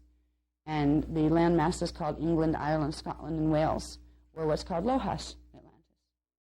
Each one of those places had a major stargate on it. That's why it was real important to make all the things about Atlantis disappear. So the most we'd remember is maybe it was a legendary race that once existed. Because we have a stargate in the U.S., Stargate number 2, which is the one that controls number 1 and number 3. It's in Sarasota, Florida, off the coast of Siesta Key. Stargate number 3 is in Bermuda. It's right off the coast of the Bermuda Islands coming toward the mainland. Stargate number 1 is in the South Pole. There are 12 stargates. We've gotten the maps down. People who have been working with us in the last year, excuse me, we have been given the locations. And now guys, by the way, we have them exact now. Specific, right down to, okay, it's in Tibet. Where in Tibet? All right, we've got the specific maps now. Not just of the stargates, but of something called Q sites. They're activation sites. They're activation sites for the stargates. If you want the stargate to activate and you're going to do it manually, you have to do it from the Q site, which is located someplace else. So there is a huge amount of data that belongs to this race. It is a heritage of us, of humans. It's being brought back to us now in a really big hurry, because if we can learn enough of it to at least run some rounds between now and the end of 2002, we have the ability to stop the progression of the invasion that's taking place. If we don't do it, there are several things that are going to happen. First of all, this thing we're seeing on TV right now is going to progress into a world war drama, because that's what it was created to do. It's not going to be any one person's fault, because they're not the ones who are designing it. They are just following orders. And the reason why Illuminati follow orders is because they're terrified. They are terrified with what they've got themselves into. I don't even think, like, most of the presidents don't even know. They've never met an ET. Some of them know that, all right, MJ-12 knows stuff about that. And they know that they better keep their noses clean and out of it, because they'll be assassinated if they don't. So you can't even blame the presidents of countries and things. They're just the front people. Now, we can make a difference as to whether we see pole shift. We can make a difference as to whether we see this invasion continue. But there's something that's already been set in motion that is going to become progressively more of a reality. Right now, the American psyche is hugely primed to be very scared. I mean, they had to really make a big deal about the fact that they found 3 anthrax cases. 4 now. Oh, yes. God forbid. Out of, like, how many billions of people are here? But the media is hyping. This is working on us. It's, first of all, got us mad enough to say, go get them. That was a terrible, horrible thing to do. Definitely. War? All right, you got it. That was an act of war. Well, it really was. But boy, was it turned into an act of war. Literally, we're over there flattening people that live in Afghanistan. They would have loved to have run away to America or anybody else years ago because of the creeps that were running their country. These are the people who are getting bombs dropped on their head. But this is just meant as a trigger event. This whole thing is meant to lead us, and quickly. It's a quickly that shocked me. I used to think, all right, if they're planning to do this, they want to get us into World War III, and then they know there's going to be Earth changes coming up from the sonics that they're using in the grids during the stellar activation cycle. So they get us so desolate and desperate, and everybody's praying for saviors to come because it's such a mess here. Perfect timing. That's a great time to fly in with your spaceship, say, hi, I'm Jesus, Moses, and Joseph. Remember the books? We wrote those. They're the stories about us creating you. Right? This is what they wanted to do to come in. We are being set up for this. And right now, they would like to come in by 2005. But they have to make a whole lot of things happen before they're going to be able to come in here and introduce themselves as another race of beings. They'll put the ones that look most human as the front ones. They'll hide as much as possible the ones that look like reptiles because they know they scare us, right? But at this point, they're all working together. Before, at least, if you knew somebody... I remember I went to a UFO conference, and God bless this one lady. Her whole presentation was about the joy of astral sex with reptiles. I couldn't believe this woman, intelligent lady, nice-looking lady, not crazy. She was having contact, all right. But they were literally using her on the astral level, and she was thinking it was great. Oh, my God. But before, if you ran into somebody like that, you knew they weren't talking to Palladians and they weren't talking to Nibiruans or Necromaton, because the reptilians were doing one thing. The Draconians, which are dragon moth, okay? When I say draconian, Omicron draconian, they have dragon-like faces, but they're not as much reptilian as dragon moth. They have the wing things, and they're like pretty gross looking when you see them. And these things are real. And what's scary is when you get your 4th strand fully turned on, and you can see the 4th dimension, prepare yourself, because you will start to see inhuman bodies who really lives there. And you may, the first time that started happening with me, when my 4th strand was activating, somebody came to my door. And I opened the door, and the first thing I saw was a lizard in a suit. And I thought, oh my God, I'm losing my mind now. I'm hallucinating, right? And, my guys are like, saying, we'll talk to you later. Just deal with it. Just talk to him. And then it kind of faded back in. We're like, okay, all right, it is a human. Okay. And they're saying, no, it's not. Remember what you just saw. We'll talk about it later. I was like, okay. So I dealt with the guy, and they explained that there's a lot of cloaking that's going on around here right now. When you start to get your 4th DNA strand activated, you start to be able to pick up and see 4th dimensional frequency. That's when you start to get, and first it'll be like a ghost image, where you'll see it better if you close your eyes.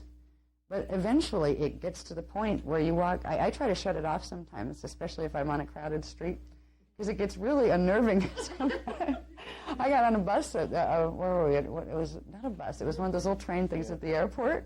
We stepped onto it, and all of a sudden I saw this guy looking at me like really weird. He was like just standing over in the corner and just like, look on his face. And I closed my eyes, and that's when I got it first, and I opened them, and it was still there. And he was like one of the lizard people. And there was 4 more of them behind me. And I was like, oh God, we're surrounded. And I felt the reality that, wow, this particular town are full of them. It's like a town it's like Lizard Town. You know? I mean, it's a rude awakening. When you start to go multidimensional, when you start to get in your higher consciousness, prepare yourself. Because reality is very much different than what most of us are trained in school to expect. Now, we're going into a situation that it is, if I were to teach things in a way that focused on the happy, happy, joy, joy, let's go do this and we'll fix it all, and those are little problems over here and they'll go away, people weren't going to take it very seriously. And if they don't take it very seriously, then I will be called a liar. And then I will have a lot of people very angry with me and hurt by the fact that I didn't tell them when stuff starts to happen. Because stuff is going to happen if we don't make a difference. It's already happening. The Trade Center and Pentagon thing were a trigger event that was meant to begin the polarization of world governments. Whoa, did it work. I mean, literally in a month, it has done it. Totally. That's the beginning of creating a good guy group and a bad guy group. Because of the fallen angelic agendas, what they're planning to do, they want to come in and side with the good guy group, get rid of the bad guy group, and then they will proceed to initiate the good guy group into something called the United Federation of Planets, where the UN becomes the United Planet Federation. It'll be an honor to have Earth accepted into this wonderful galactic federation of planets. Galactic Federation will probably be the group that introduces the whole idea, because they are an Anunnaki group. They have a huge website. I don't know if anybody has ever seen on the internet the Galactic Federation website. They have literally thousands and thousands of people as their human host greeting teams.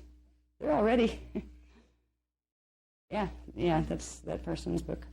Now, the idea was to get us into the United Federation of Planets, which means we would all do certain types of new energy mechanics that they gave us. This is why we're still breathing on this planet. You think if they wanted us so bad, they just would have got rid of us and we'd be dead now, right? They need humans. Humans have in their DNA template the keys to the planetary grids. That means the frequencies that will allow the planetary ley lines and axiotonal lines and stargates to open are held as scalar wave patterns in the human DNA. Anunnaki can't open the grids. Drax can't open the grids. They need us to do it for them. For them to get control of the grids, they need to reverse the natural electromagnetic fields in them. To do that, they need to get us to open them and have our electromagnetic fields reversed. That's what they've been progressively doing here since Atlantis. This gets into Merkaba mechanics and how right now the planet's Merkaba field, its counter-rotating spirals of electromagnetic energy, are running in reverse to the natural order. This is one of the reasons we die so young when we used to live literally for thousands of years. When the first mess happened, then it was reduced to 800 years. And since 3470 BC, we have about a 75-year lifespan. This all gets into Merkaba mechanics, and Merkaba mechanics are part of the planetary Templar mechanics, the round tables. That when we begin to learn how to use this, we can do several things that are very important. We can help the planet and help stop this invasion, because it is an invasion at this point. The negotiations did not work. The Anunnaki broke the treaties, and they all sided up together to make sure somebody gets it. Now, Merkaba mechanics are also a very personal thing, because if you learn to do Merkaba the right way, the way where it uses your own D12 frequency, now that that frequency is available on the planet again, this is why this time, after so many thousands of years, for the first time in 210,216 years, we have D12 frequency to work with that they can't override. If you learn to run your Merkaba fields on the right rotations, with your D12 frequency, it will heal your DNA template progressively, which will make it so you can go through the stellar activation cycle changes without having your body fall apart around you. There can be a lot of people getting sick because the DNA is mutated right now, and it won't do what it's normally supposed to do when the frequencies come in from the solar spirals. They'll be getting radiation poisoning.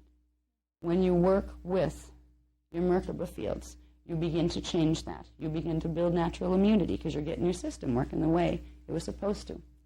Every person that gets their own DNA and own Merkaba field straightened out will add to what is called the critical mass potential. If there is enough people that get their DNA and their Merkaba field straightened out, it will become the dominant pattern within the race field. It will trigger everybody's into the right patterns. We're beginning to do that now. So we look at the terrorist stuff on TV and, oh dear, like literally we're all sitting here, I don't know about you, but I'll go home and turn on the TV, anything blow up yet? We've literally been conditioned to expect this now. The FBI has already told us in the next several days. Like, they've got it planned. They know they're going to do something. Of course they do, because Illuminati Central sent it down. Either tomorrow or Sunday, I'm not sure which place I'm going to put that segment of the history. But I'll tell you a little story about World War II. It's just utterly mind-blowing about what really happened and what we think happened. Because this is the stuff that's going on our TVs right now. It appears to be this. Of course, America's justified to go over there and, blow Afghanistan off the map in order to chase around a bunch of little Taliban who are hiding in caves anyway. There is a plan that's orchestrated that has nothing to do with the apparent battle. The apparent battle is necessary. It's a necessary cover. So the particular things, right now there's conquest happening. There are grid sites needing to be opened, APIM sites, and there are territories that the United Resistance Fallen Angelic Forces want to make sure that they have their Illuminati positioned in control of. The Stargate sites, the Q sites, and the main axiotonal and ley line sites are very valuable real estate in the stellar activation cycle. So right now, I really feel bad for Saddam Hussein, not because I like the man, but it ought to be real interesting to see how long he stays there, because he's sitting on something called Q-Site 10 that goes with Stargate 10 that's right next door in Iran. Talk about the Persian Gulf War. Guess what that was about? There has been a whole thing going on here beneath the politics, literally, for thousands of years, but most apparently since the 1930s, where why we think we've been in wars was not exactly why we thought. There's been this other element, the hidden element, element 3, not just this side and that side, but the side controlling the two of them from behind the scenes. This is the time when we do a really fast root awakening. And for me, I know I didn't want to talk about Illuminati stuff, as a speaker, as a teacher. I wanted to help people keep focused on the solutions, which are Merkaba mechanics and spiritual integration. That's why the New Age movement, the ones who were working with good stuff, were taught the solution to this is spiritual. But the part that was missing was they didn't teach you that there was a technical physics aspect to spiritual. They taught you just, open your heart and love everything and la-di-da, you'll fix it that way. You're not going to do much of anything that way except open your astral field so somebody can tag it. We teach you the mechanics so you can learn how to do spiritual integration through the DNA, because you're not going to get that consciousness up here into this body down here unless you open up the DNA template to hold it, which will create different chemical reactions in the DNA, which will create different hormonal reactions, which will create different chemical carriers for the brainwave patterns. It literally changes the form when you begin working with Merkaba to open the DNA. So at this point, I know I'm going to go home and turn on the TV and say, everything's still there? And I keep thinking, if you're a terrorist, what in the world could you do to top that? You sink the country? I mean, that was like you used your best statement for first instead of last. That was the most atrocious, horrible, just awe. I mean, I still almost have to laugh in horror at how bizarre that somebody could actually do that. Actually get in there and do that.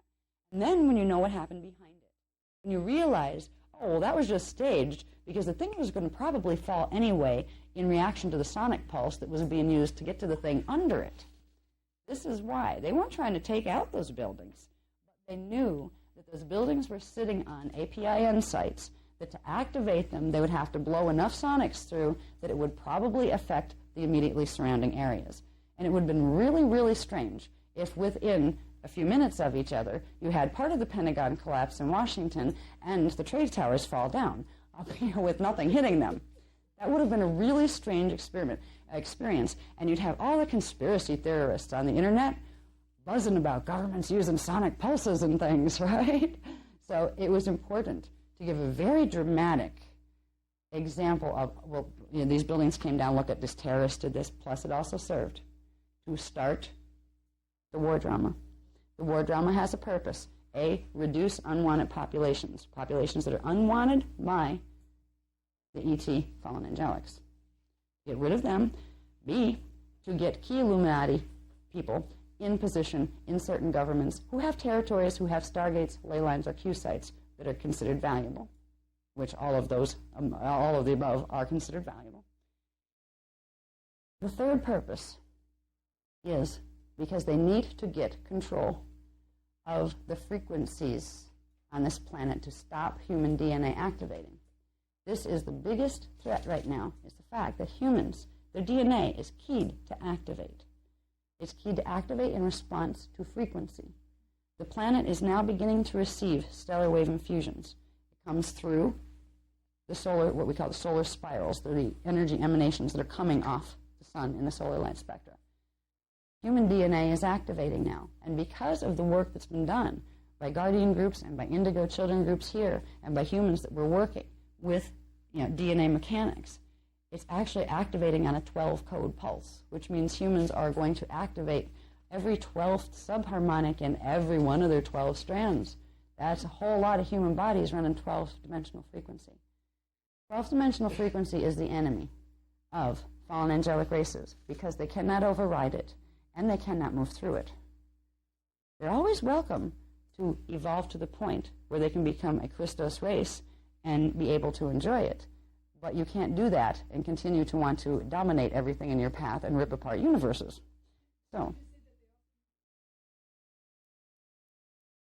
yes, they do.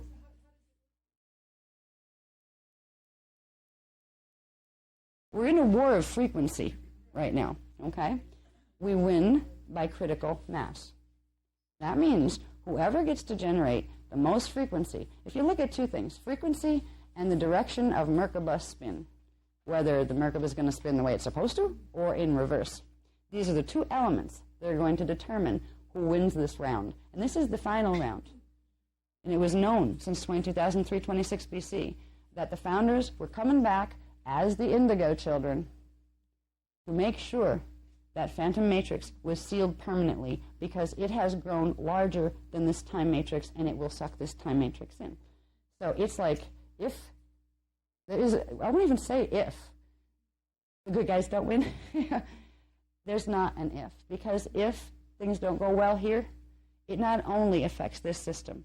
This system is connected to the Pleiades, which is connected to the Sirius star system, which is connected to the Arcturus, which is connected to Orion, which is connected to Andromeda, all the way up the chain of the 12 universal stargates. That whole mess from D11 on down will get drawn into the phantom matrix. So we have a lot of support, but if we underestimate what we're in the middle of, that's where the problem's going to come in. A lot of people, this is one thing that just drives me crazy with some of the lovely people from the New Age movement that have been studying Anunnaki teachings, where, oh, well, I don't have to worry about protecting my fields. They're safe. Yeah? How do you know? Oh, well, God is, watching them for me, or Archangel Michael is watching them for me. Good luck. There is such an underestimation of the drama. If it was so darn easy, we would have fixed it a long time ago. If there was not a real conflict taking place, we would have been living a peaceful, loving civilization by now on this planet. Literally, the cultural structure of this civilization, since Atlantis fell, or was made to fall, has been built on the Anunnaki model. It is exploitive. It has small groups exploiting and taking energy from large groups. In the original human civilizations, there was no such thing as a hungry person, even once they did have apparatus to eat with. They were built on love. They were built on understanding, and they were built on peace. There was sharing. You did not have monetary systems that exploited people like you do here. The whole foundations of our culture that we have come to accept as the way it's supposed to be, so it must be okay, because everybody else does it, they are the Anunnaki model. There is a civilization style that is natural for humans and for beings who have the ability to hold an awareness of love within themselves, for each other, for other creatures. That is our heritage. We are at the point right now that for many, many centuries, there has been purposely invasion staged here to get this place when it went into stellar activation. This is why it's taken so long.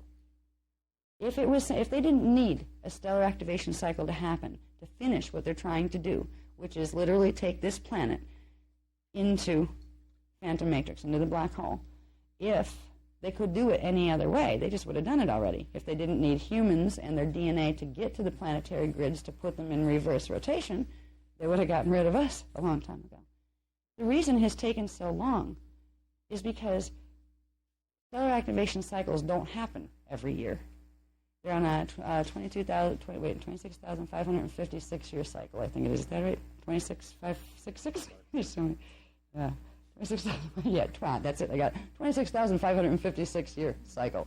All right? It means every 26,556 years, a stellar activation cycle can happen on the planet. But that doesn't mean it will. It will only happen on a planet if the planetary grids are up to a certain level of frequency or vibration. If they're not, the stellar activation cycle will happen in other planets in the local galaxy, but literally those frequencies will pass through the planet and will not go into the planet's grids. Now, it has been literally since 216 BC, since the last full stellar activation took place here. And boy, was it a mess. We hit pole shift, and we hit invasion, and it was a real mess, and it started the evolutionary dark cycle. That was almost fixed in 22,326 BC. There was the race that are now called the Indigo children. They're the Eoni, that also have incarnations in inner Earth and several other places. Had come in to fix this. The Eoni Indigo children are the incarnations down here of the Christos founders races. They came indirectly into body form here. They had to, because it was getting so out of hand here that the whole time matrix was going to end up in the black hole system. So when we talk about indigo children, and most people that come to these workshops are indigo children, just so you know. That doesn't mean you know you're an indigo child. It's usually a wake-up process. But it came very close to this problem being fixed in 22,326 BC. But we were invaded again by Anunnaki groups that time, and it was called the Eoni Massacre. We were just decimated, literally. The Eoni race was decimated. And we didn't get to finish what we had come to do. This is where our trump card is. Just like I've talked about the APIN systems, those microchip systems through the grids that the fallen angelics have. Well, the Eoni had one too. It was called the Four Faces of Man grid.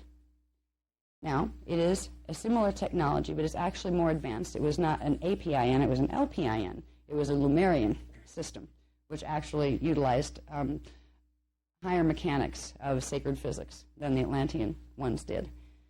This is a network that has been dormant since the Atlantean periods, the Atlantean-Lemurian periods, that belongs to the Eoni races and to the founders. And it goes with two other ones that were here for, I have to remember how long they were here. They were here, I think, from the end of seeding 1, the two older APIN systems. There's something called the Great White Lion, the Golden Eagle, because this is what they look like from the air when you look at the planet and then fold the planet out on a flat surface. They literally look like drawings made of light. They were done that way on purpose. They were done that way to look like the races who created them. So the Great White Lion was made by the Leonine races, which are the Elohim races, the original seed races of the human lineage.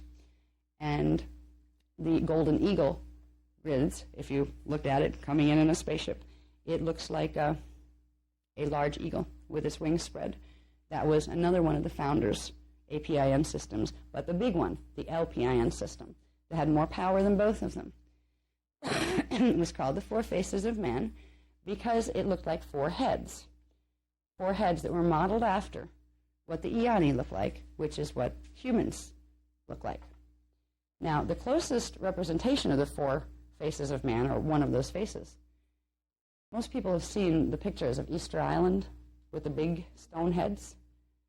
They were erected by certain of the Eoni descendant groups, not as the grids themselves, but to mark certain important spots on the grids and in commemoration of the mission. The mission that had been started in 22,326 BC was to activate this Four Faces of Man grid, because the Four Faces of Man grid was connected to two others exactly like it. One was on parallel Earth, and the other was in inner Earth. So there were the 12 faces of men.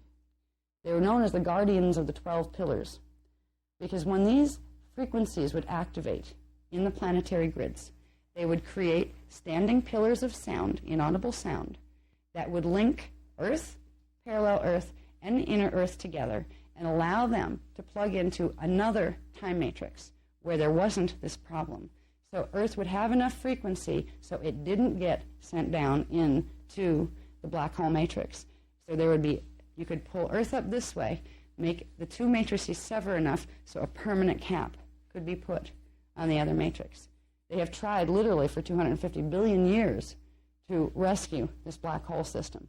But the black hole is getting bigger than the system it was part of. It's eating it. It's like a cancer. And there's nothing they can do at this point but sever this part for now. And there'll be other rescue missions attempted, but it won't be from this time matrix. Right now, our trump card are the guardians of the 12 pillars, which are the three sets of the Four Faces of Man grids that are LPN systems, little microchip, crystalline microchip systems that are set within the planetary grids. I'm going to, by Sunday, I'll have them drawn. I'm going to have maps. They're also going in the second printing of Voyagers 2. The publisher held it up until we got this new stuff in, if this book ever gets out. But I will do my best to have those drawings done so we can put them up on here. And what I'm going to do is this is literally new data that's been given in the last week. So it's again, hot off the presses as usual. So what I'm going to be doing, I'll be up probably most of the night, getting what I'm going to try to do a chart pack, what I call chart packs, where you get some written material and there'll be the diagrams and those kind of things. I will do my best to have as much as I can in writing for you, but I will at least get those drawings done by Sunday. So when I talk about these different APIN systems, you can start to see where they are. You can also start to see something, and this is going to be one of the most valuable things to know. There's something we're going to talk about that gets back into the biblical revelation story. It gets into something called the two sets of seals, actually. There's something called the 12 natural planetary star crystal seals. These are configurations, certain points in the planetary grid, that allow frequencies between different ley lines and axiotonal lines to blend to make very intense frequencies, which is a natural process that Earth would go through, going through a stellar activation cycle. Now, if those seals, the natural seals, don't work right, that's when big problems happen. The seals are opening now. I believe 3 of them are open. 4 of them are open now. 4 of the natural seals are open. The natural seals aren't the big problem. Something called the 7 seals are the big problem. In the book of Revelation, which was, remember, written by the Jehovian Anunnaki, which are the bipedal dolphin people from Sirius A and Arcturus. All right, they were the ones who inspired St. John, who was a woman, to write Revelation. Okay? Now, there are 7 what are called Jehovian seals. These are not little paper stickers on books that God holds. Okay? You might get that impression by reading Revelation. These are frequency implants, unnatural seals, that were placed in conjunction with 7 out of our 12 natural seals. So they would do something awful every time one of our natural seals activated. We'll get into the story of the horsemen, the 4 horsemen of the apocalypse. Yeah, the Jehovians knew the apocalypse was coming. You know why? Because they were going to create it. That's why. They knew they had these grid implants, and they're more powerful than most of the other ones. most of the other APIN systems. But there are 7 powerful seals, unnatural frequency patterns, dormant, held in crystalline rods that have been implanted at a very specific place in Earth's grids that will activate in relation to our seals. Now, our seals number 1, 2, and 3 activated. Each one of those had a Jehovian counterpart. Our seal 4 did not. I think it's seal 8 is the next one of ours that has seal 4 of the Jehovian one. The 4 seals, first 4 Jehovian seals, are the 4 horsemen of the apocalypse. The horses are the frequencies that are transmitted by the normal natural seals, and the horsemen that ride upon them are the ones in the biblical Revelation story that have the power and were given the power to create this, that, and the other thing. And boy, they were given the power to do some nasty things. When a seal, a Jehovian seal, activates in the planetary grids, it has between 3 months and 12 months before its effects start to be seen. In May, the first 2 were released. And that's why we were sent to Kauai to try to balance those frequencies before they did something very drastic as they were releasing. In July, the 3rd one was released. If anybody's familiar with Revelations, that's, behold a white horse, he's gone. Behold a red horse, that one's gone too. And interestingly, the red horse, he who rides on him, was given the power to take peace from the earth, and men would slay each other. Interesting timing. Yeah.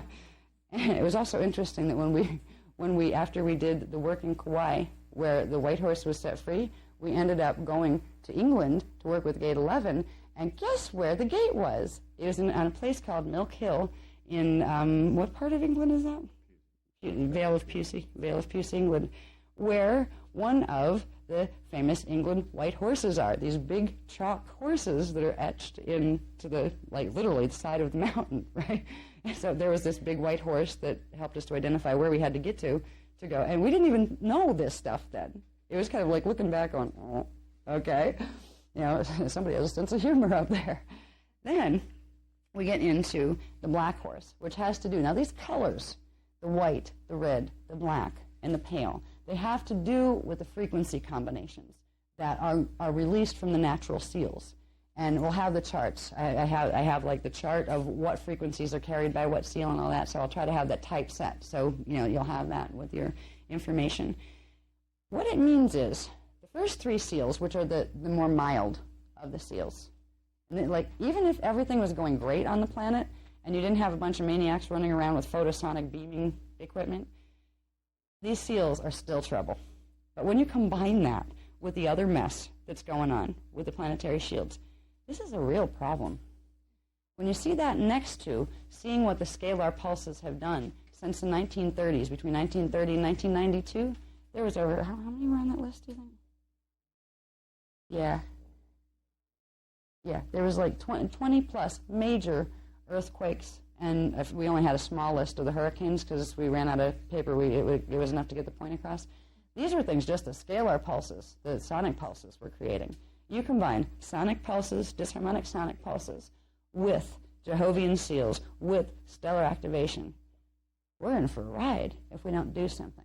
And the something we need to do is 2 things. We need to get to the point where, through running roundtables, we can activate the 4 faces of man grid here that will allow it to plug in and start getting frequency from the parallel Earth and inner Earth and plug right into the other time matrix that will feed it and keep it as an anchoring rod.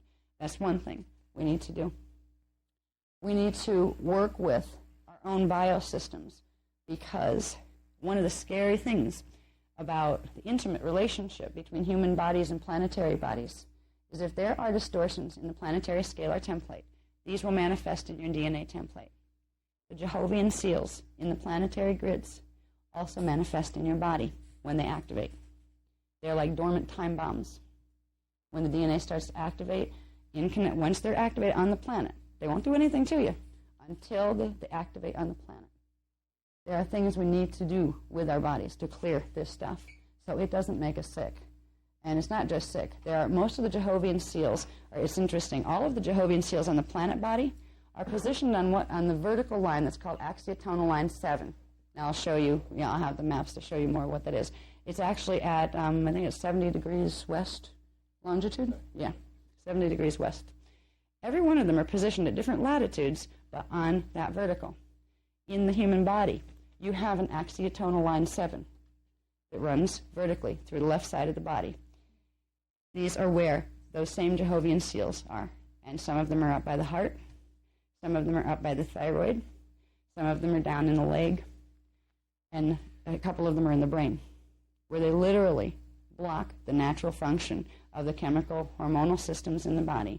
And they literally begin the process of reversing the natural particle spin on your body.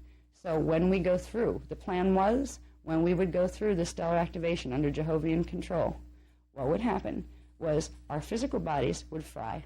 Molecular compaction creates spontaneous combustion of the body form. But our astral bodies would be hijacked along with the planet into the black hole matrix. They're trying to take us too. And if we're aware of it, we don't have to be scared. Ignorance might be bliss, but it's what's going to get you right into the black hole matrix. This is what the whole story about hell and Hades and the pit and the beast coming out of the pit and all this stuff in Revelations was about. And it was interesting because the names kind of, there are two names, Satan and Lucifer. They got kind of rolled up into one. But some traditions teach you that, no, they were two different. They were two different. They're two family names. The Satan Marduk family line of Anunnaki, that's our Satan, and the Luciferian name came from the Lulatan, Thoth Enki Lulatan family line, and the different types of hybrids that were made from that line. They are both associated with the Phantom Matrix, a.k.a. Hades, a.k.a. Hell, the Pit. This is what this whole story was about, telling us about this staged invasion. We're getting smart at this point. I give you guys credit, because I've just, usually I'll try to walk people ever so carefully into this stuff, because this is touchy stuff. We love our holy books. We love our Bible. If you happen to be Islamic, you love your Quran. If you happen to be Christian, you love your Bible. And you can get really, really upset if somebody starts saying, wait a minute, that's not what they taught me in Sunday school. The thing is, those books were holy. They were built on very sacred text. They were built on the Emerald Covenant CDD plate text translations. The 12 major religions of the planet that all agreed with each other. They each had a part of the teachings that they were entrusted to hold for the generations to come. They've been raped. Our religions have been gutted. And it's up to us whether we're going to worship books or allow the presence of our own connection to God to move us. And that's what this is about. So I'm at a point where there's a lot of people like my family I don't even try to talk to. My uncle's a very good priest, and he probably thinks I should be shot by now. It takes a lot of courage to face what's going on here. I give you guys a lot of credit because, people, there's some of you that have heard me before, so you're used to all this, and okay. And you know what makes sense. You guys know you've seen enough of the progression. We'll explain the science to you. We'll explain the history to you. We'll explain the spiritual connection, where they all fit. This is the most coherent body of teachings that exists on this planet, and I know that. I've looked at other stuff. This doesn't touch. What's in the Bible, what's in the Quran, what's in the metaphysical texts? This stuff shows you where it all fits together, how it works together. And it has a happy God at the end of the trail, which is nice to know, too, instead of a vengeful, wrathful one that wants to come in and throw everybody in the pit. So I give you credit for, I could feel it just in the group energy, that I would just kind of give you a roundup on what more of the things we're going to be talking about. Instead of ever so carefully, I'll tell you about this, and I won't tell them about that until I get them to hear. Sometimes I have to work with a group that way. Because if you get people that are really attached to their dogma or really attached to this book or that, they can get really upset. I know some people got really upset when we were just recording the records off the CDD plates. Jesus didn't get crucified. That was one of the things that all sorts of people, they love the teachings, but they couldn't deal with that. Why? You should be glad. You'd think you'd be happy that the person that, what he stood for and whether he ascended. He said, well, we can't do anything more here, but we did what we could, and we left the books behind. It's time to go. He went out through the Ark of the Covenant, which is one of the gates. But this story of crucifixion was created and contrived by the Anunnaki, almost like a tongue-in-cheek, very sick joke. Because what was crucified was the Christos D12 frequency in the human body. And we have a diagram that we showed, we got that one out in Kauai, that shows the axiotonal lines in the human body. And it shows where the blockages are that have been created by certain technologies the Anunnaki have been using. You have your crown of thorns, you have your nails in the palms, you have your nails in the feet, and you have the sword wound. I mean, it's almost like a sick joke, some of it. Yeah. So if we can be, and you guys can, I can feel it, can be mature enough to say, all right, so we always knew there was a truth behind these books. Didn't quite know it was that one, but there's a technology that's going with this. We find symbols there. Symbols called, in Revelations you'll hear about, after all this mess happens with the 7 seals, as if that wasn't bad enough, shows you how merciful this God is. Well, after the 7 seals basically rip apart the planet, because you get, I think on the 4th seal is when the big earthquake comes. It's the 4th or the 5th, where the big earthquake comes and no mountain or island is left in its place, right? This is seal 4 or 5. We're already on 3. So this is why we're really hoping to get the round tables going. But after all of that stuff, right? After the 7 seals, how much can you do to a planet already? Because after that, you end up with the 7 angels and the 7 trumpets. Now we find, as we go through the technological translation of what angels and trumpets and doves and all these kind of things in Revelations are, these are referring to technologies. The trumpets are a very specific type of waveform, of remote broadcast waveform technology that works through the APIN systems, and it creates even more mess than the smaller systems that the Jehovah's implants did.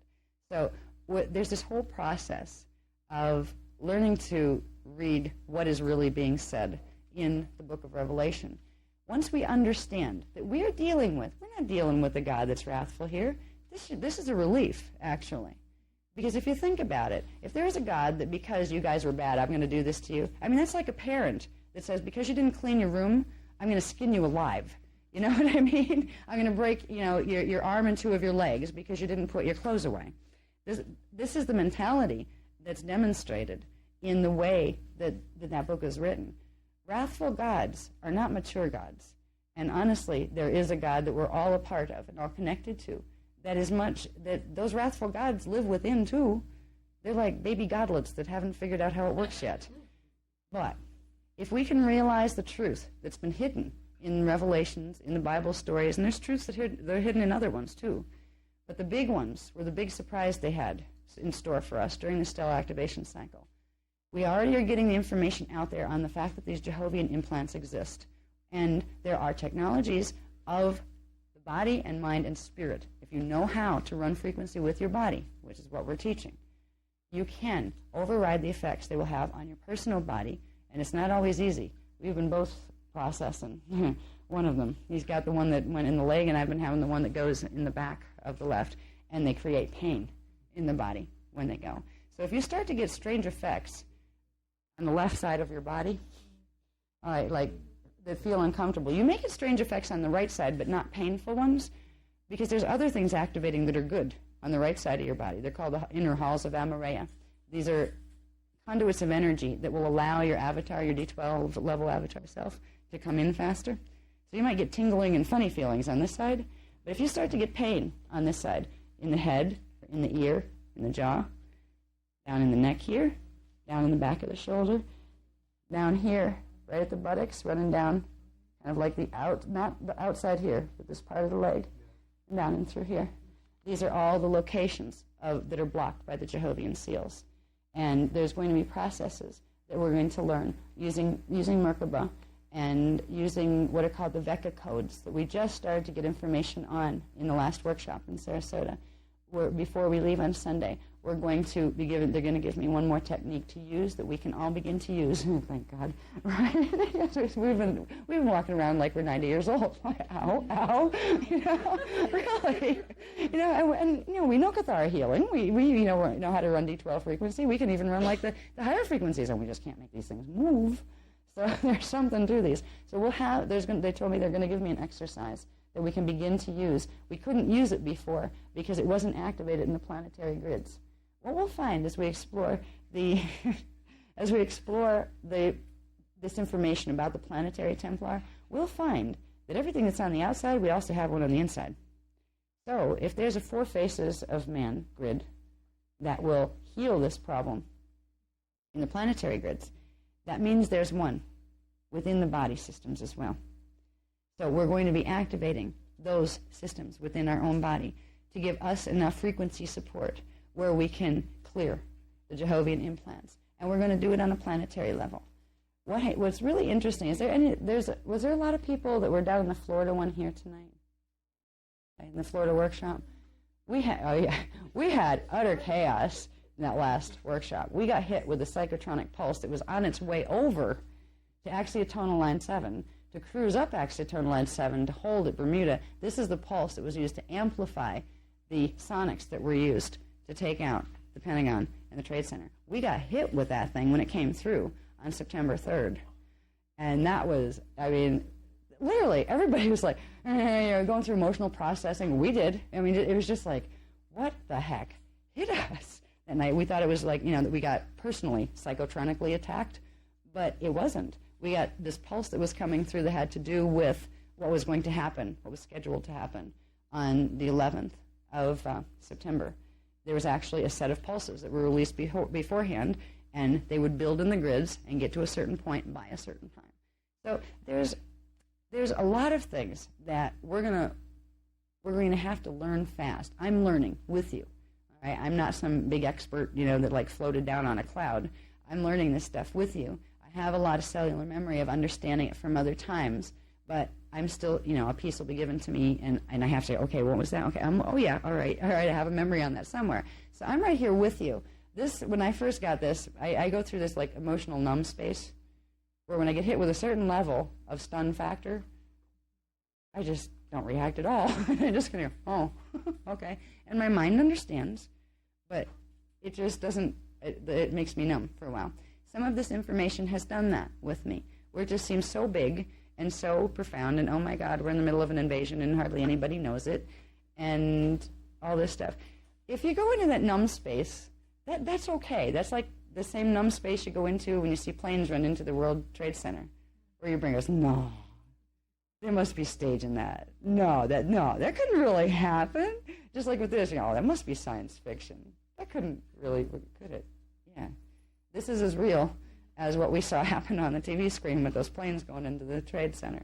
And it's just as stunning, just as, oh my God, yeah, okay, you wouldn't want to ask a question. Okay.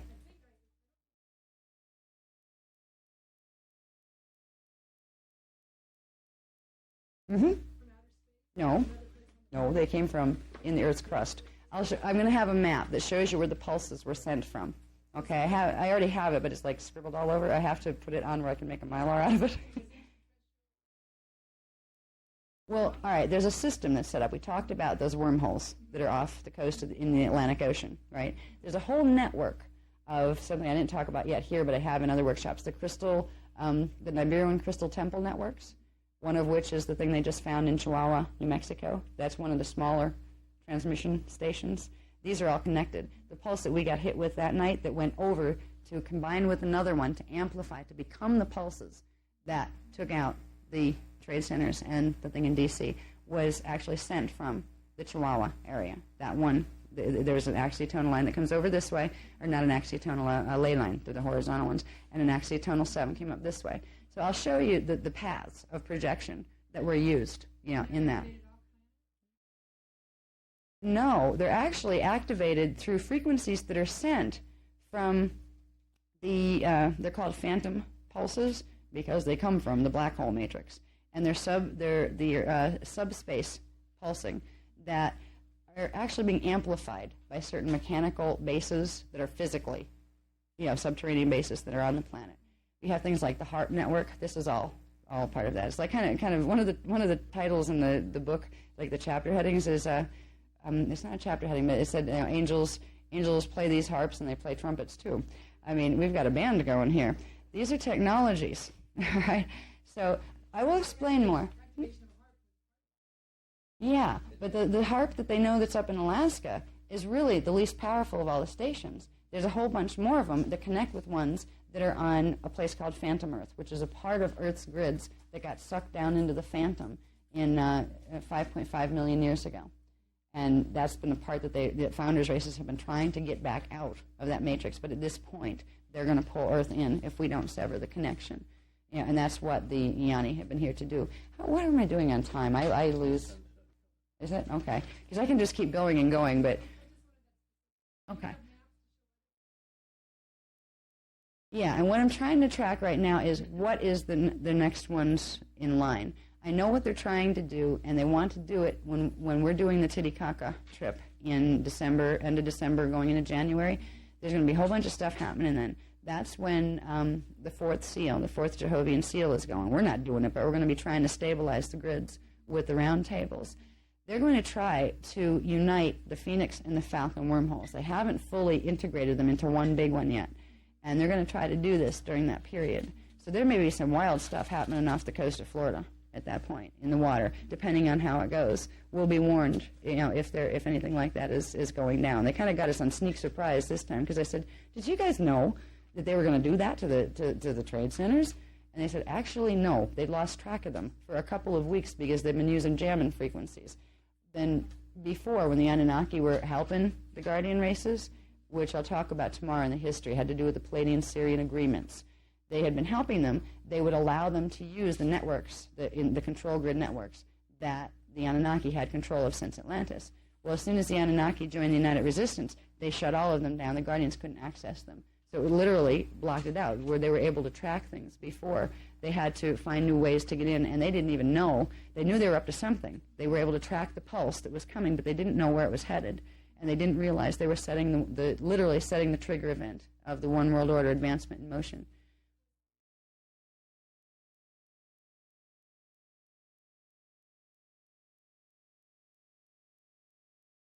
I'm not going to go too much into the bodies. I'm already releasing so much that if I'm still in a body over the next couple of years, I'll know I'm really important because they'll probably want to really kill me. But I'm not going to go into that. That's a very sensitive subject, and I know there's some things on that would probably hit. No, it's not going to serve a need to understand. It's not going to help anybody to understand certain things, but it has to do actually with. I could simply refer you to an article in Nexus magazine. Do you remember what month that was? Okay, it was the last couple of months one, right? In one of the recent Nexus magazines, we just got like 3 of them sent because they messed up our subscription, so we got them all sent at once, and I don't remember what one it is. There was a story about a woman who survived Hurricane Andrew. All right, and she had talked about some things that had to do with how many people actually were there and how many people were actually accounted for. I was simply to say, anybody that's curious about, the bodies and how come there's only this many and that kind of thing, I would suggest reading that article, and you can probably find a reference to it. It had to do with Hurricane Andrew.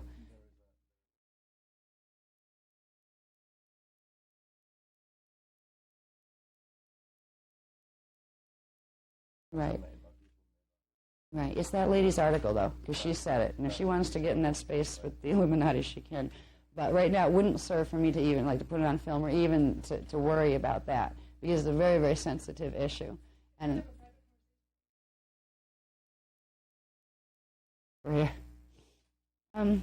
tonight, because what I have to do tonight is whatever we're doing tomorrow.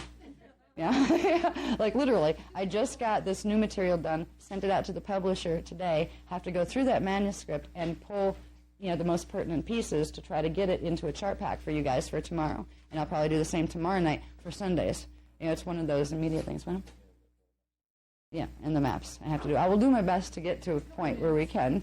Okay, yeah. But anyway, I threw a lot at you guys tonight. I didn't gently take you through. Yeah.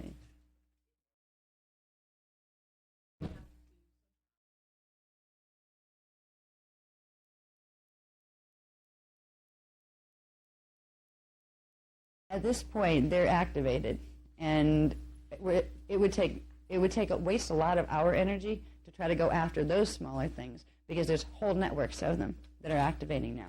What we can do, the most important thing we can do, is to begin the process of activating those 4 faces of man grids, because they will have the power to literally, they will start overriding all of the others, and they will close those wormholes. Because what's really happening is all of those APIN points that are all over the planet, when they're linked into the wormhole, they create another small wormhole. So they're literally creating wormholes, little black holes, all through the planetary grids.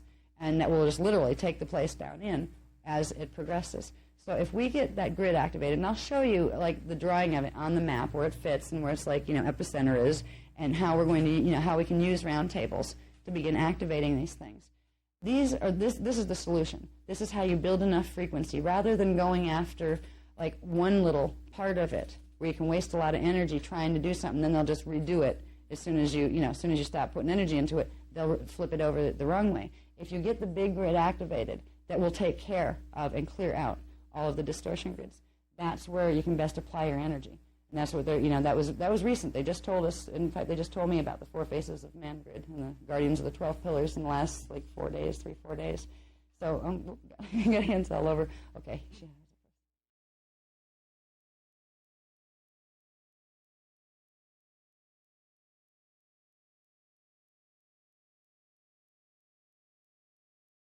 Is that Yeah, they're all, the whole area up in through here is laced with them, and this isn't the only area. They have been running frequency fence, small ones here in northeastern Pennsylvania for a very long time. I was born in Carbondale, Pennsylvania, which is in northeastern Pennsylvania, but not too far from here. And this whole area in Pennsylvania also crosses over into Jersey, like Newark and that part of New Jersey, going up into New York and into Montauk and through Philadelphia. It's all been wired through these crystal implants, all right, these Atlantean crystals. Just because it's Atlantean, don't be seduced by that word, oh wow, this must be good, because most of them aren't. Some of them are, if they had been put in earlier by the founders' races that were here as communication and broadcasting stations. But most of them have been used because they've been, even the founders' ones have been taken over in the Atlantean period by the negative groups. What has been going on in Pennsylvania has been literally a localized frequency fence. It affects Pennsylvania. It extends somewhat into like New York State and New Jersey, and into I think it goes into Connecticut a little bit and Vermont area. So it's like it's been a test for what they've been trying to do, what they're planning to do on the global level. And if you work with the D12 frequencies, you progressively become immune to it. What it does, though, is it literally works with the hormonal systems to repress the brainwave patterns. So literally, I can feel it now when I come back into Pennsylvania compared to being in Florida. It's like you get tired. Yeah, it keeps the mind stuck right here. And I've watched this. I watched my family because they didn't move, and I did. And they're like, 75. They could be 75 years back in time, and they get along just as well there because they're not open to any new ideas. It's like really nervous about anything new, and it's a fear pattern. It's been a test area. And this has also been a very intense UFO area. 2 blocks away from the house I lived in Carbondale, Pennsylvania, was where the Carbondale UFO incident took place, where something crashed in the silt pond. And they had divers up and all sorts of things, and this big cover-up, and then supposedly it was a lantern somebody threw in. Yeah, right? Or lantern. That's why it glowed for 9 hours, and they had video film of it, 8mm film of it, that happened to disappear when the police got a hold of it. I mean, there was a whole stink. This place has been, Pennsylvania has been one of those quiet little control experiments, and I'm amazed that I survived it. Once you get out of it and you realize what's been going on here, that's when you tell the difference, because you can't tell the difference when you're in it. But once you get out of it for a while, work with frequencies, and even if you're in it, work with frequencies. Work with D12 frequency. You can begin to stop that from affecting you. And you can stay here and be happy here, but not be affected by those kind of frequencies that will dull your brainwave patterns and, mess up your hormones and those kind of things. Because that's what it does.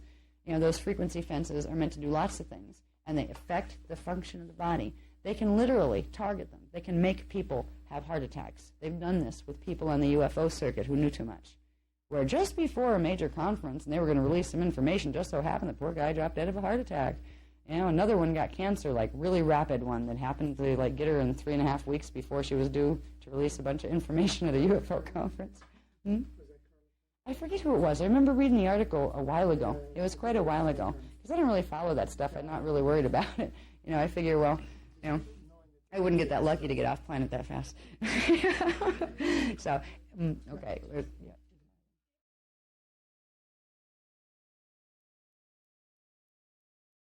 Why didn't it didn't get sent. That's the thing. It didn't get sent. When I get the maps, I'll show you how this worked. There was what they call ULF, ultra low frequency. It's actually micro ultra low frequency. It's below the usual low frequency wave spectra. They're slow pulses. They were released starting August 15th. It took them until September 3rd, the one to hit in Sarasota. Then there was the other one coming up from Lake Titicaca, because Lake Titicaca, Peru, is right on axiotonal line 7. Okay, those two intercepted and then traveled up and went into axiotonal line 3, Bermuda. They linked it into there. They have bases at Bermuda, photosonic transmitting bases, that they've had them there since the 30s. And these are on this side of the planet. They're not just in Phantom. They're here. And they held that pulse as the amplifier there.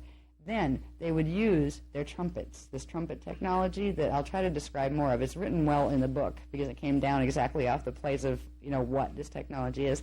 It's a waveform technology that kind of creates a trumpet-shaped wave that destroys things at the other end of it. But anyway, they held them at Bermuda. So you had somewhere between the 3rd and the 7th of September, these two pulses coming together, being held at the Bermuda holding station. And then the trumpet technologies that work through Bermuda, blasting them one at a time. Yeah, they had it synchronized. Yeah, like those guys were supposed to hit the... They didn't. They couldn't blow that trumpet. Exactly. Yeah. So, and they also said that there was a test of this that had been done before and set up a similar way, almost like a test run. Guess who? Poor Timothy. He kind of got the rap for something that was much bigger than him. Oklahoma City is on another one of the particular ley lines that run through a main grid line. So it was a test run to see if you could get away with something like that. Okay. Was there? Because I haven't studied that yet.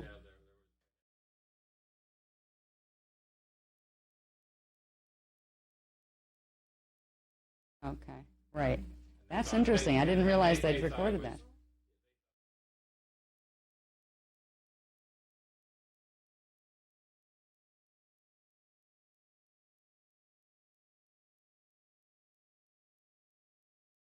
Yeah, that's I didn't even know that they had detected that there were two different. I wonder if anything like that has been detected with either of these. It would be really interesting. I don't know because I don't really follow too much of the media stuff. I get my information from the Iani and from the Guardian, so I don't really research on that level.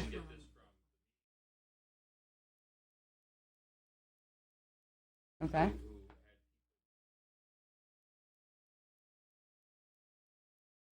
Right.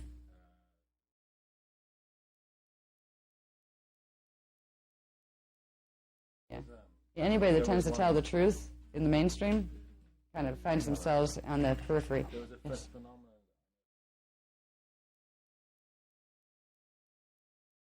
Would often, early morning news in the UK would often contain a piece of controversial information if you're being attentive. Usually appear at the 6 o'clock bulletin. It's significant that those news releases that were controversial never appeared during the day subsequently or in the news press, okay, in the papers. I find one particular thing about the coverage in New York City very interesting. In the very earliest coverage, in the first half an hour, there was a remark that the engineer who designed those twin towers said it would withstand the impact of a 747 jet, and it was never ever revisited, and no one ever asked a question about it afterwards.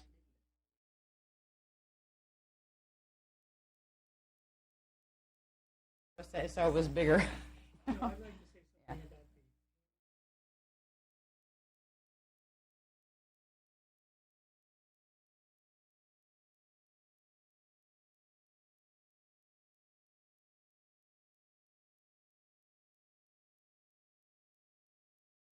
didn't really understand what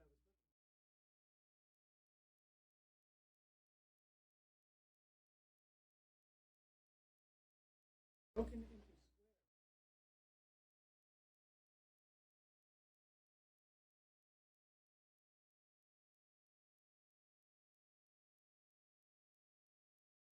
Mm-hmm. So when it would activate, Yeah. it would open up and then it would disappear. You were seeing it with the inner vision, right? Yeah, well, Yeah, the got up D4 with all vision. this stuff that Sometimes you'll see literal runways coming in that look like they're like plane runways mapped out in light. They're actually they're for ships actually coming in. So there are these things he was talking about, grid lines that he's able to see with with the higher dimensional perception. That he could see them in this area, and they were making him feel sick when he first came here. Yeah, these are things that we're not seeing because our fourth DNA strand has been blocked. All right, they're natural. We would naturally be able to see the fourth dimensional frequencies and higher. We'd be able to see 12 dimensions of frequency if we had our 12 strands plugged in. As we work with the techniques, this is what's one of the things about what we teach. We don't teach be afraid. You don't have to be if you know what to do. Now, what's the biggest thing of fear is to be in total denial, where all these people, we're not going to think about that because that's negative and that's scary stuff. I'm not going to lower myself spiritually to scary stuff. They don't want to deal with it because they're terrified of it. Now, we don't teach you have to be afraid. We say, well, here's some problems. Here's what we need to do to fix the problems. You have the ability to do it. You have the ability to help if you want to. And if you don't want to help us, nobody's going to, drop an APN on your head or anything. It's for people who care, whatever level you care on. If for nothing else, from what you can get from these workshops, is at least learn enough Merkaba mechanics of how to use your own embodied Merkabas to get your natural Merkaba spinning the right way, so you'll have protection from these psychotronic fields that are coming through. And so you'll be able to clear those Jehovian implants that manifest inside the body, literally as blockages of energy, because of the body's DNA template connection to the planetary grids. If you're not interested in planetary healing, nobody's going to, hate you for it. Nobody's going to try to make you feel guilty, go, you should be doing this. These workshops are meant to be empowering, not disempowering. That's why I don't, even when I tell you scary stuff can do two things. It can make people go, that's too much. That's too much for me. Or it can say, that wasn't nice. Let's do something to fix this. And that's what the attitude that I'm trying to help people find with this. Because one way or the other, we're going to find ourselves in confrontation with some events that we'd all rather not see. Right now we're bombing a country that's mostly orphans. And this is going to lead to something else. And I know there's several countries that are on the hit list because they have prime real estate when it comes to stargates. So we're going to be watching this manifest in front of our faces in the political arena. It appears to be for this reason, but it's really the reason back here that nobody's showing you that's going on. If we know this and we realize that you can get angry and hate if you let yourself get trapped in things like that. And that is a trap, because what you hurt most when you get angry and allowed to be there, and if you hate something, you're hurting you more than the thing that you're hating. If we can realize